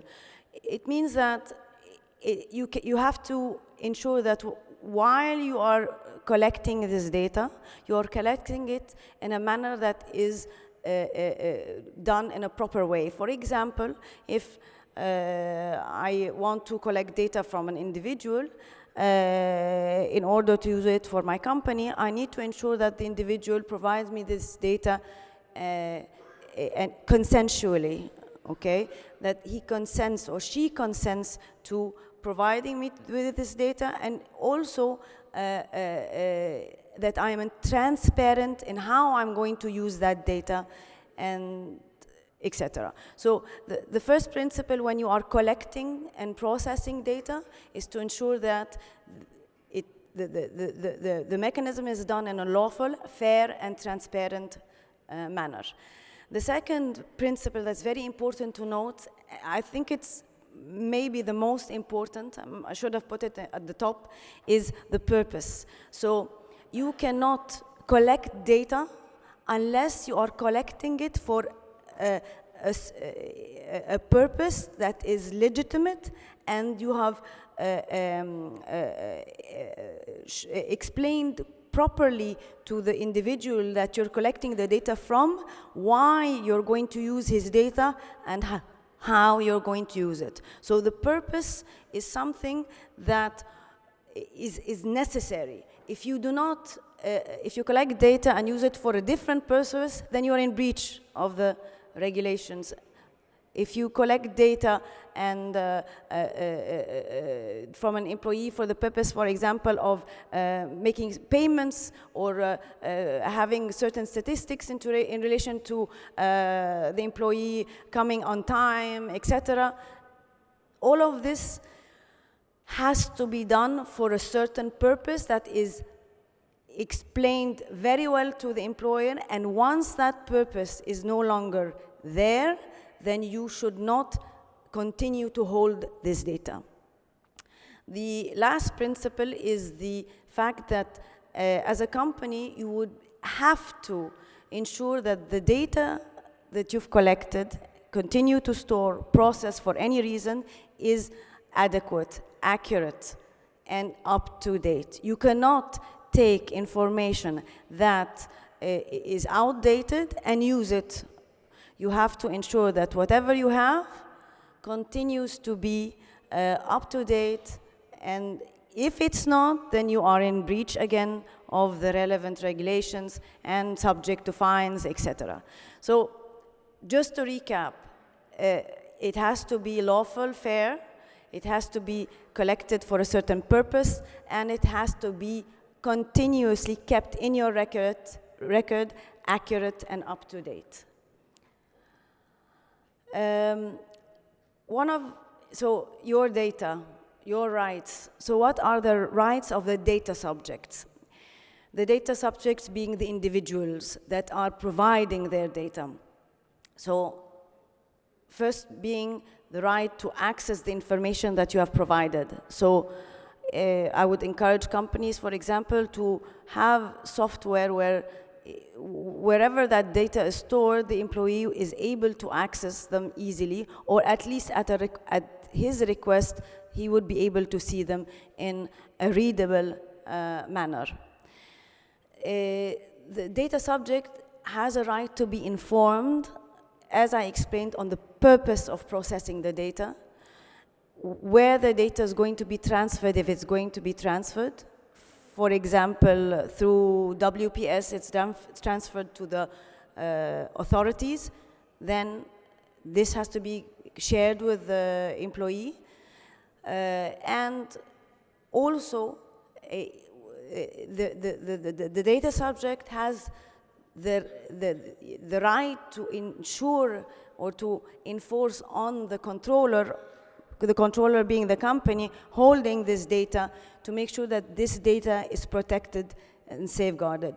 This is something else which is called security of data, rather than data privacy.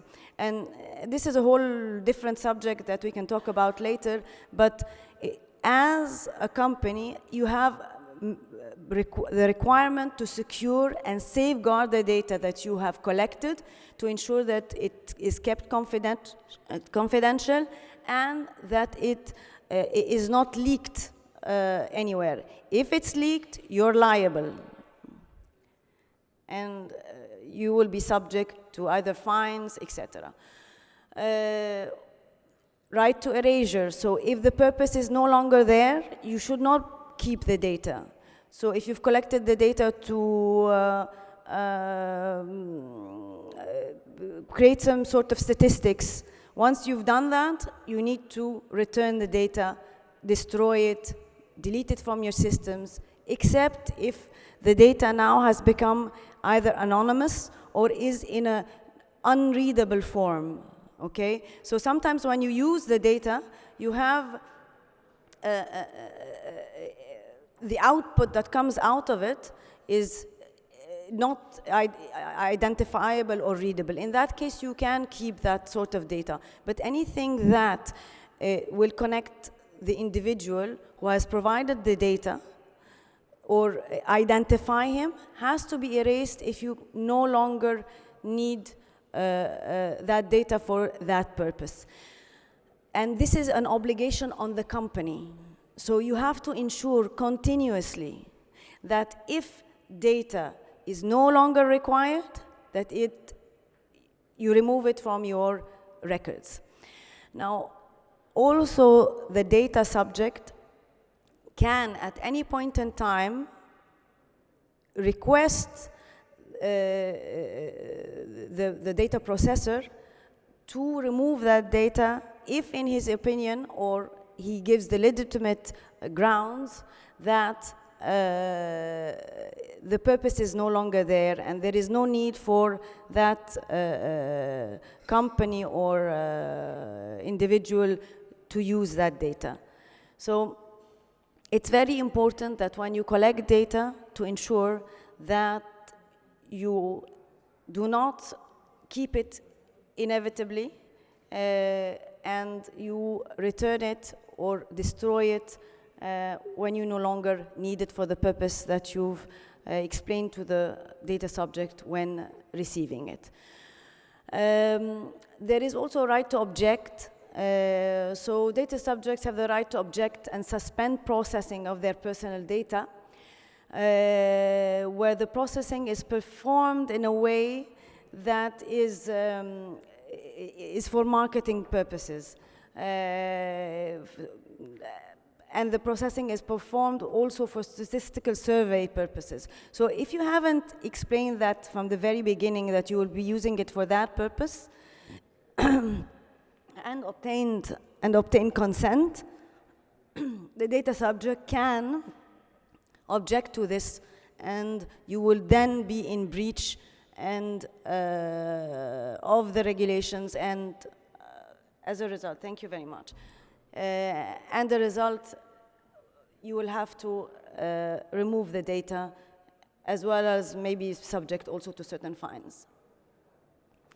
The last two rights that the law sets out is the right to have this data in a portable manner, or keep it in a portable state. So the data subject can ask you to transmit it to another controller, to another controller being to another entity, to another company, to another service provider. So there has to be this concept of free float of data.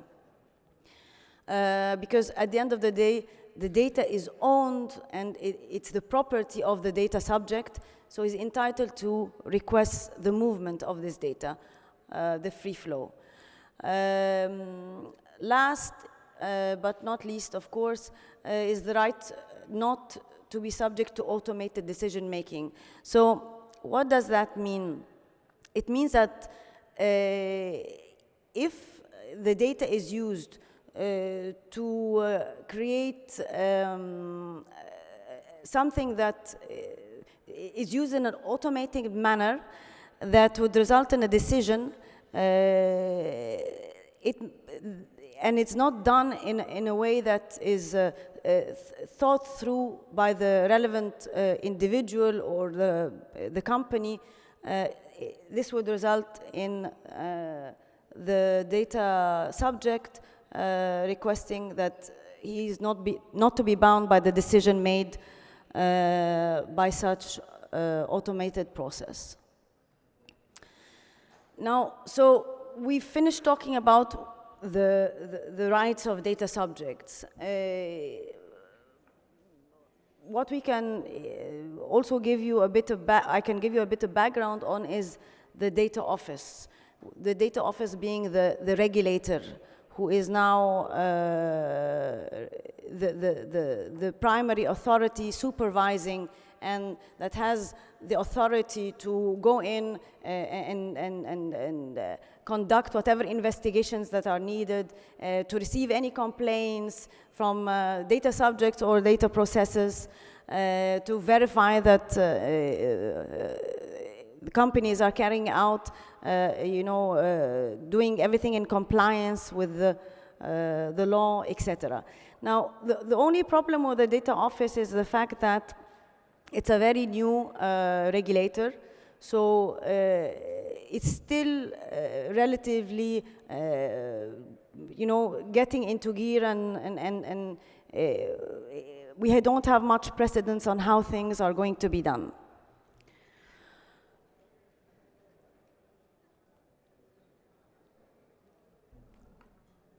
One of the very important things that one has to take into consideration when processing data is that a lot of companies require this data to be moved and transferred for the purposes of their operations, okay? In order to do that safely and in compliance with the law, you have to follow a certain process. So the first being that you have to have the consent of the data subject. So whoever, for example, the employee, will have to consent in writing that you're entitled to use that personal data and you're entitled to transfer it to another entity. For example, if you have a group of companies, each entity is considered a legal entity on its own, okay? So being a legal entity on its own, it means that they should not be able to transfer data from one company to the other. So for example, transferring all the information up to the holding company is not possible unless you obtain consent. If you want to transfer data outside the UAE to a holding company that's in the UAE, also that requires consent from the data subject. So what is very important to do is that at the very beginning when collecting the data, to ensure that you obtain written consent, and you have to take that into consideration on case-by-case basis to ensure that you set out the requirements that you have as a company to move that data. The second being the contract with the data subject. So a controller and processor may process personal data without the consent of the data, without consent, I mean, that is only in the case that it's requested by, for example, if I need to terminate someone's contract, then I will need to use his information to terminate. So consent in this case would not be required. Another event where you not require consent is when you have the legal obligation to if, for example, by court order you're required to submit certain data about someone, then you don't need consent, of course. Other cases where the regulator requires to receive certain data, then you don't need consent. So the principle is you need consent unless contractually you can do it without that consent, and if it's required legally. Also, you have interests of data subjects. So a controller and the processor may process personal data without the consent. In that case, where processing is necessary to protect the data subject. So if it is in the best interest of the data subject, then you're entitled to go ahead and move this data. For example, if there's a hack or something of the sort, then you, in order to protect the data and in the interest of the data subject, you can go ahead and start making these movements. Public interest, of course, which also is an exception to the rule in relation to consent in processing data. So we always have this concept, and I'm sure that not all of you are very familiar with it, but public order, public interest, anything that is in the public interest is like an exception for any company or individual to be able to circumvent certain rules and regulations to ensure that it is, if it's in the public interest, then you can go ahead and make the movement. If it's in the public interest, you do the transfer even without the consent of the individual. Also, there is the legitimate interests of the data controller themselves. So if it is based on a lawful basis, you need to process this data, then you can do that without the consent. But we have to be very, very cautious, okay? The principle is consent. You do not move or transfer data without obtaining consent of the data subject.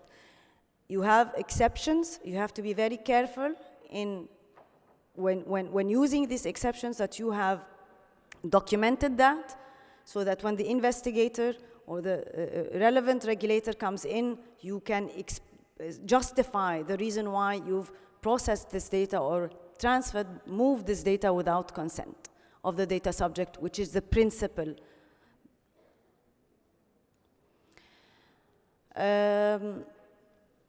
This is a bit more technical. I know, generally speaking, data protection is not an easy subject because it's very new to this jurisdiction. And it involves a lot of different terminology that is not very easy for people to understand. So we have a journey as UAE companies and individuals to understand this and delve more into it in order to be able to finally comply properly with the required the legal requirements that are that have to be complied with, because that's the law. So one of the things that as a company one would need to do is the data protection impact assessment. So it's one of these things that's very difficult to explain, and it's very technical and very commercial also. So what I would say is that companies should be able to put these in place, do their research, ensure that they are set out properly, because the regulator will come in and request to see these. It should include, for example, why am I collecting this data? Is the data I'm collecting important enough for me, or the risk of collecting it and it becoming, insecure for any reason or accessible to others is more. So every time you collect data, you have to ensure that what you are collecting is necessary to collect, okay, and proportional to the risk of this data being, not kept where it should be. So it has to be subject to the purpose. Every time you think of collecting data and using it in any manner whatsoever, you have to always come back to the principle of the purpose. I cannot use this data in any manner unless it is within the purpose that I have clearly explained to the data subject, okay? And that this purpose is legitimate and the risk is plausible. So I have to have this information in order to operate. I have to have this information in order to pay salaries. I have to have this information in order to provide health insurance, etc.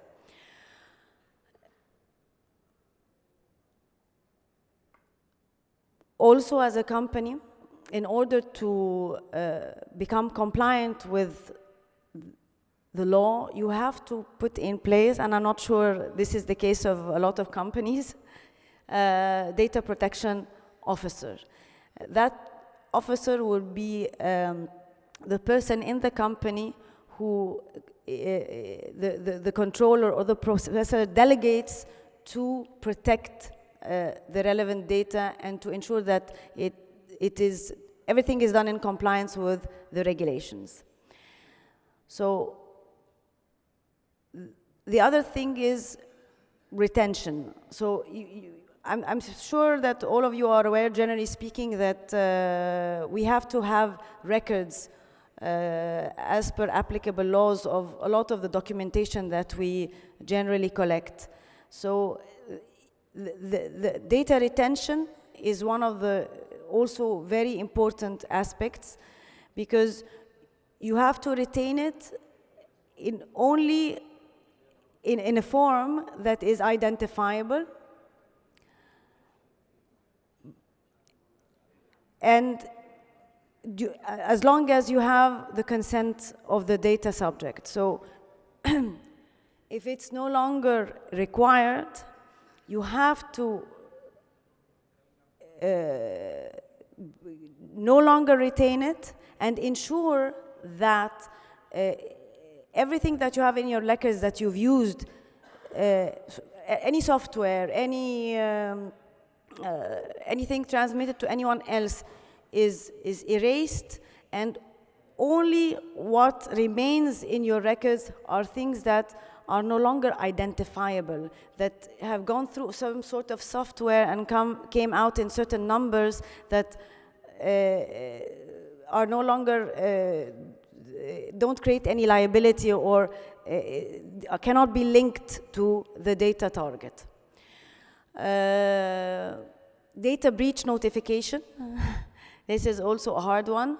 So the data protection officer, one of the obligations that are imposed on him or her is that, so it's very important, this role of data protection officer, and it involves a lot of liability,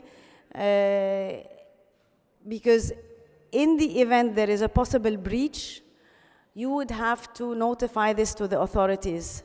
And if you do not notify it properly, then you will be subject to further penalties and liabilities, and would put the company also in a situation that is worse than, even worse than the fact that the breach has occurred. So it's important to ensure that this happens. Executive regulations. I know this is also something that is very legal, and but I wanted to also touch upon it because all I've shared today is still not set out in the proper detail that is required in order to implement it properly on the ground. Because the executive regulations of the law has not yet been issued. It should have been issued in March 2022. However, this is not the case. We're almost approaching November and no executive regulations have been issued. So we expect that they will be issued soon. And it's very important for our understanding of the data protection rules to have these regulations in order to be able to advise properly and understand more how the regulator will apply the relevant principles, the obligations that you have, etc. So we're waiting for these, and one of the important things about it is that the law itself does not have any penalties or fines, and the regulations are the ones that are going to set these out. So we don't even know the extent of, in terms of if there is a breach, what would happen. So I've already mentioned that no penalties under the actual law so far. Everything will be set out in the regulations that are not here yet, so we're waiting for these. I hope I didn't bore you too much with the technicalities, but it's a very technical subject, and it will take a lot of time for all of us to be able to explain properly and understand, and there aren't much precedents, of course. It's a new law without regulations, but it is in force. So it means that we have to prepare ourselves and make sure that we educate ourselves in making sure that we're compliant to the extent possible under the circumstances. Thank you so much.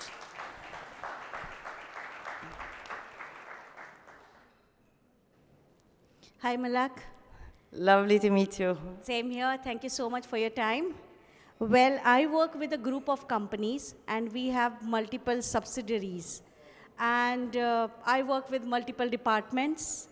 So I see that a lot of data, of course, as you mentioned, gets transferred from one company to other company. And as far as I'm aware, there is no special consent. It's understood. Because we share it on email, we share it on WhatsApp. Whenever a message comes and it is, okay, just share the information. So is this against the law? Because you said they are different legal entities, because we have different trade licenses, we sit in different offices, but we keep sharing data in And you could be out. sitting in different countries too. Yes, very Yes, true.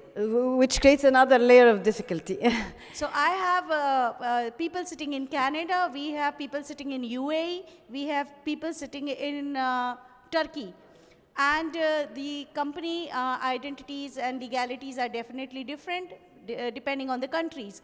But I do not see any such legal document either by our legal head saying that, okay, there has to be a consent or a written draft that you can share, but I myself, including my few of the marketing people, we keep sharing it almost on a daily basis. So how can we regularize it or Exactly. make it better? It definitely needs to be regularized because the legal entities, whether they are part of a group or not, are distinct. Each legal entity has its own rules and regulations, has its data, etc. So what should be done generally if you are a group of companies is to put in a policy, a group policy that applies across the board, okay? And to ensure that you get consent generally, and the consent that is provided by the data subject explicitly includes the right to transfer to subsidiaries, etc. So the way around this is to ensure that whatever the data subject is signing is in relation to the group as a whole, not the entity that he is working in, for example. And also to put in a group policy on data protection that is available online or accessible to all employees, and that applies to the group across the board.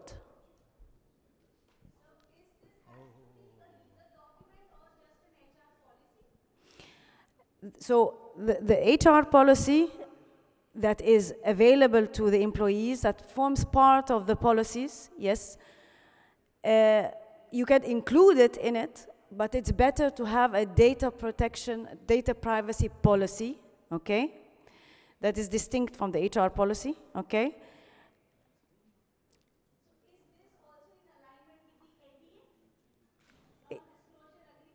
So the NDA, what do you mean about the NDA? The NDA that is signed between who and who?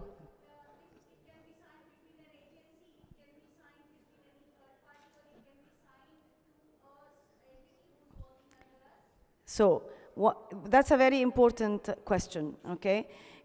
Every time you sign documents with a third party, you have to ensure that the third party in your contractual documentation understands the fact that they would need to comply with your data protection policies as well as applicable data protection regulations. It's crucial, okay? So you have it, generally speaking, as a policy. You have the consent of each data subject provided in writing, okay? And that has to include movement of data between group entities, as well as movement of data with third-party contractors. For example, your software contractor, etc.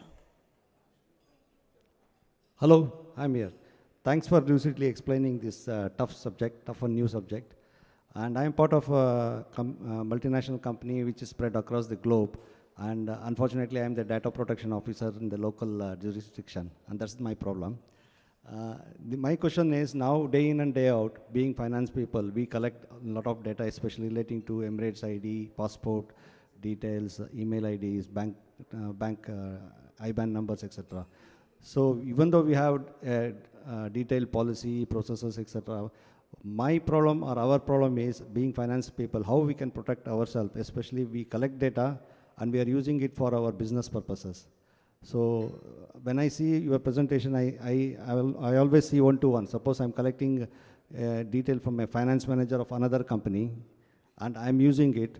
So how can I protect myself from any inadvertent use by any of my assistants or anybody else.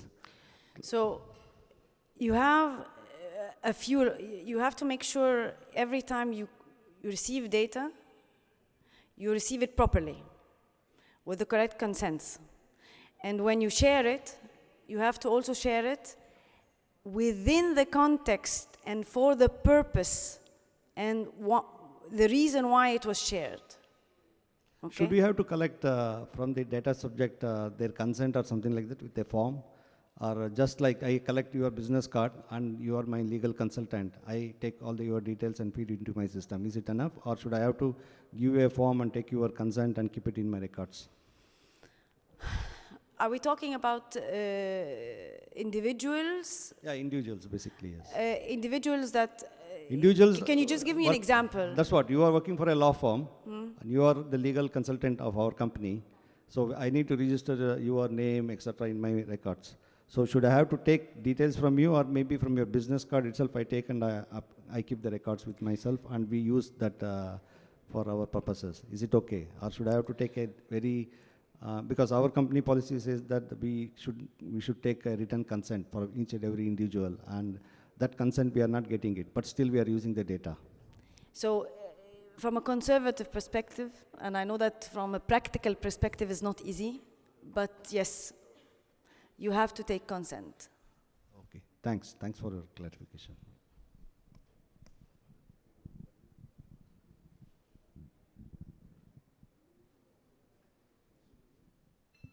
In the country,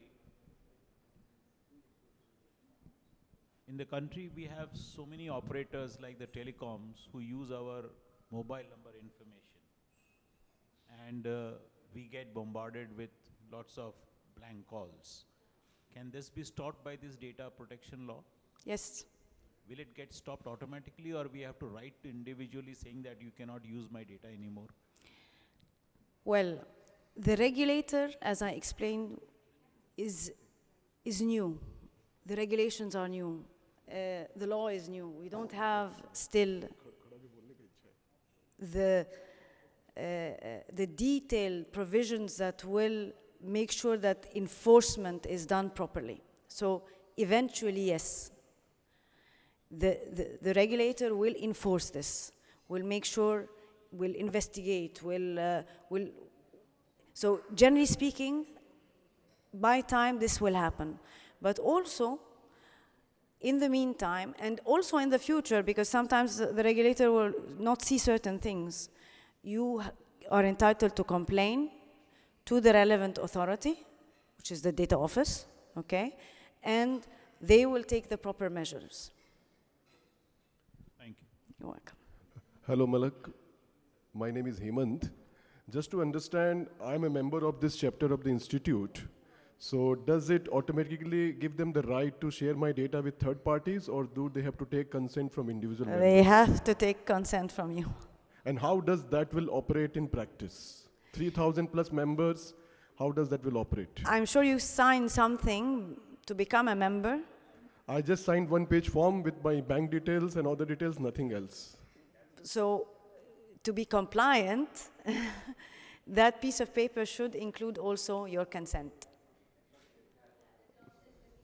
Yeah. That small print at the very back that no one reads. Okay, like understood. Okay, like another question, all the websites which are there, do they have to compulsorily write the data privacy policy, or they don't have to write data privacy before they obtain the contact information through the chat boxes? But you have to take care when you're online. Every time there is a pop-up and tells you cookies and all of that, you're consenting. Okay. You don't see the terms and conditions. It's very difficult to download these, okay? But every time you say, yes, I accept, you're consenting. Is my social media information accepted as a public available information? You can continue discussion one-to-one. Okay, thank you. Great. Yeah. It's a hot topic. Thank you very much. Thank you, Ms. Malak. And further questions you can take one-to-one. Let us have a big round of applause for our speaker. I just wanted to add something. Generally, my details are you can get it from here. Oops, what's going on? Yes, it's taking time. I have someone who helped me with this. He's sitting down there. So you can get the QR code, and you can contact us anytime. We can discuss it at length, no worries. Thank you very much. You can ask queries without charge here. After QR code, you need to pay fees. So let me invite our chairman, vice chairman, and our past chairman, Shri Anish Mehta, to the stage for felicitation of our speaker.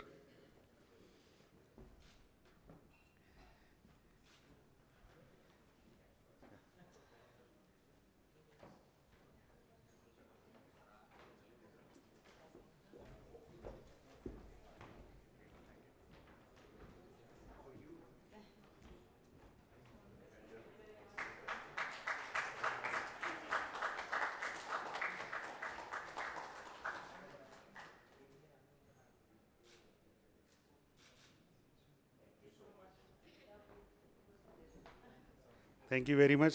Last part of the session is vote of thanks. For that, I would like to invite our ExCom member, CA Malavika Kolera, to the stage, please. अब जितनी भी हैं ताली बजा लो.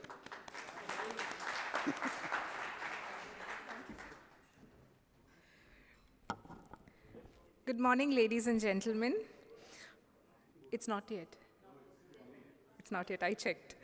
On behalf of the Managing Committee of ICI Dubai Chapter, I extend a hearty vote of thanks to our speakers, Mr. P.V. Sheshin and Ms. Malak, for their time for us on a Saturday morning to address our members on the topic.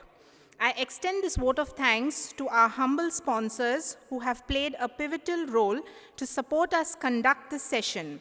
Thank you to our title sponsor, Saudi German Health, principal sponsors, Pan Emirates Home Furnishing, AGMC, Tally, IFCO, Lulu, platinum sponsor, WMS, Cloud Souk, Emirates Chartered Accountants Group, UHY James, and Vested, FMCG partner, Agtia, media partner, Khalij Times, banking partner, Bank of Baroda, and institutional partner, Delhi Private School. Thank you to all the participants, and we look forward for your valuable feedback until we see each other again. Have a good weekend. Thank you.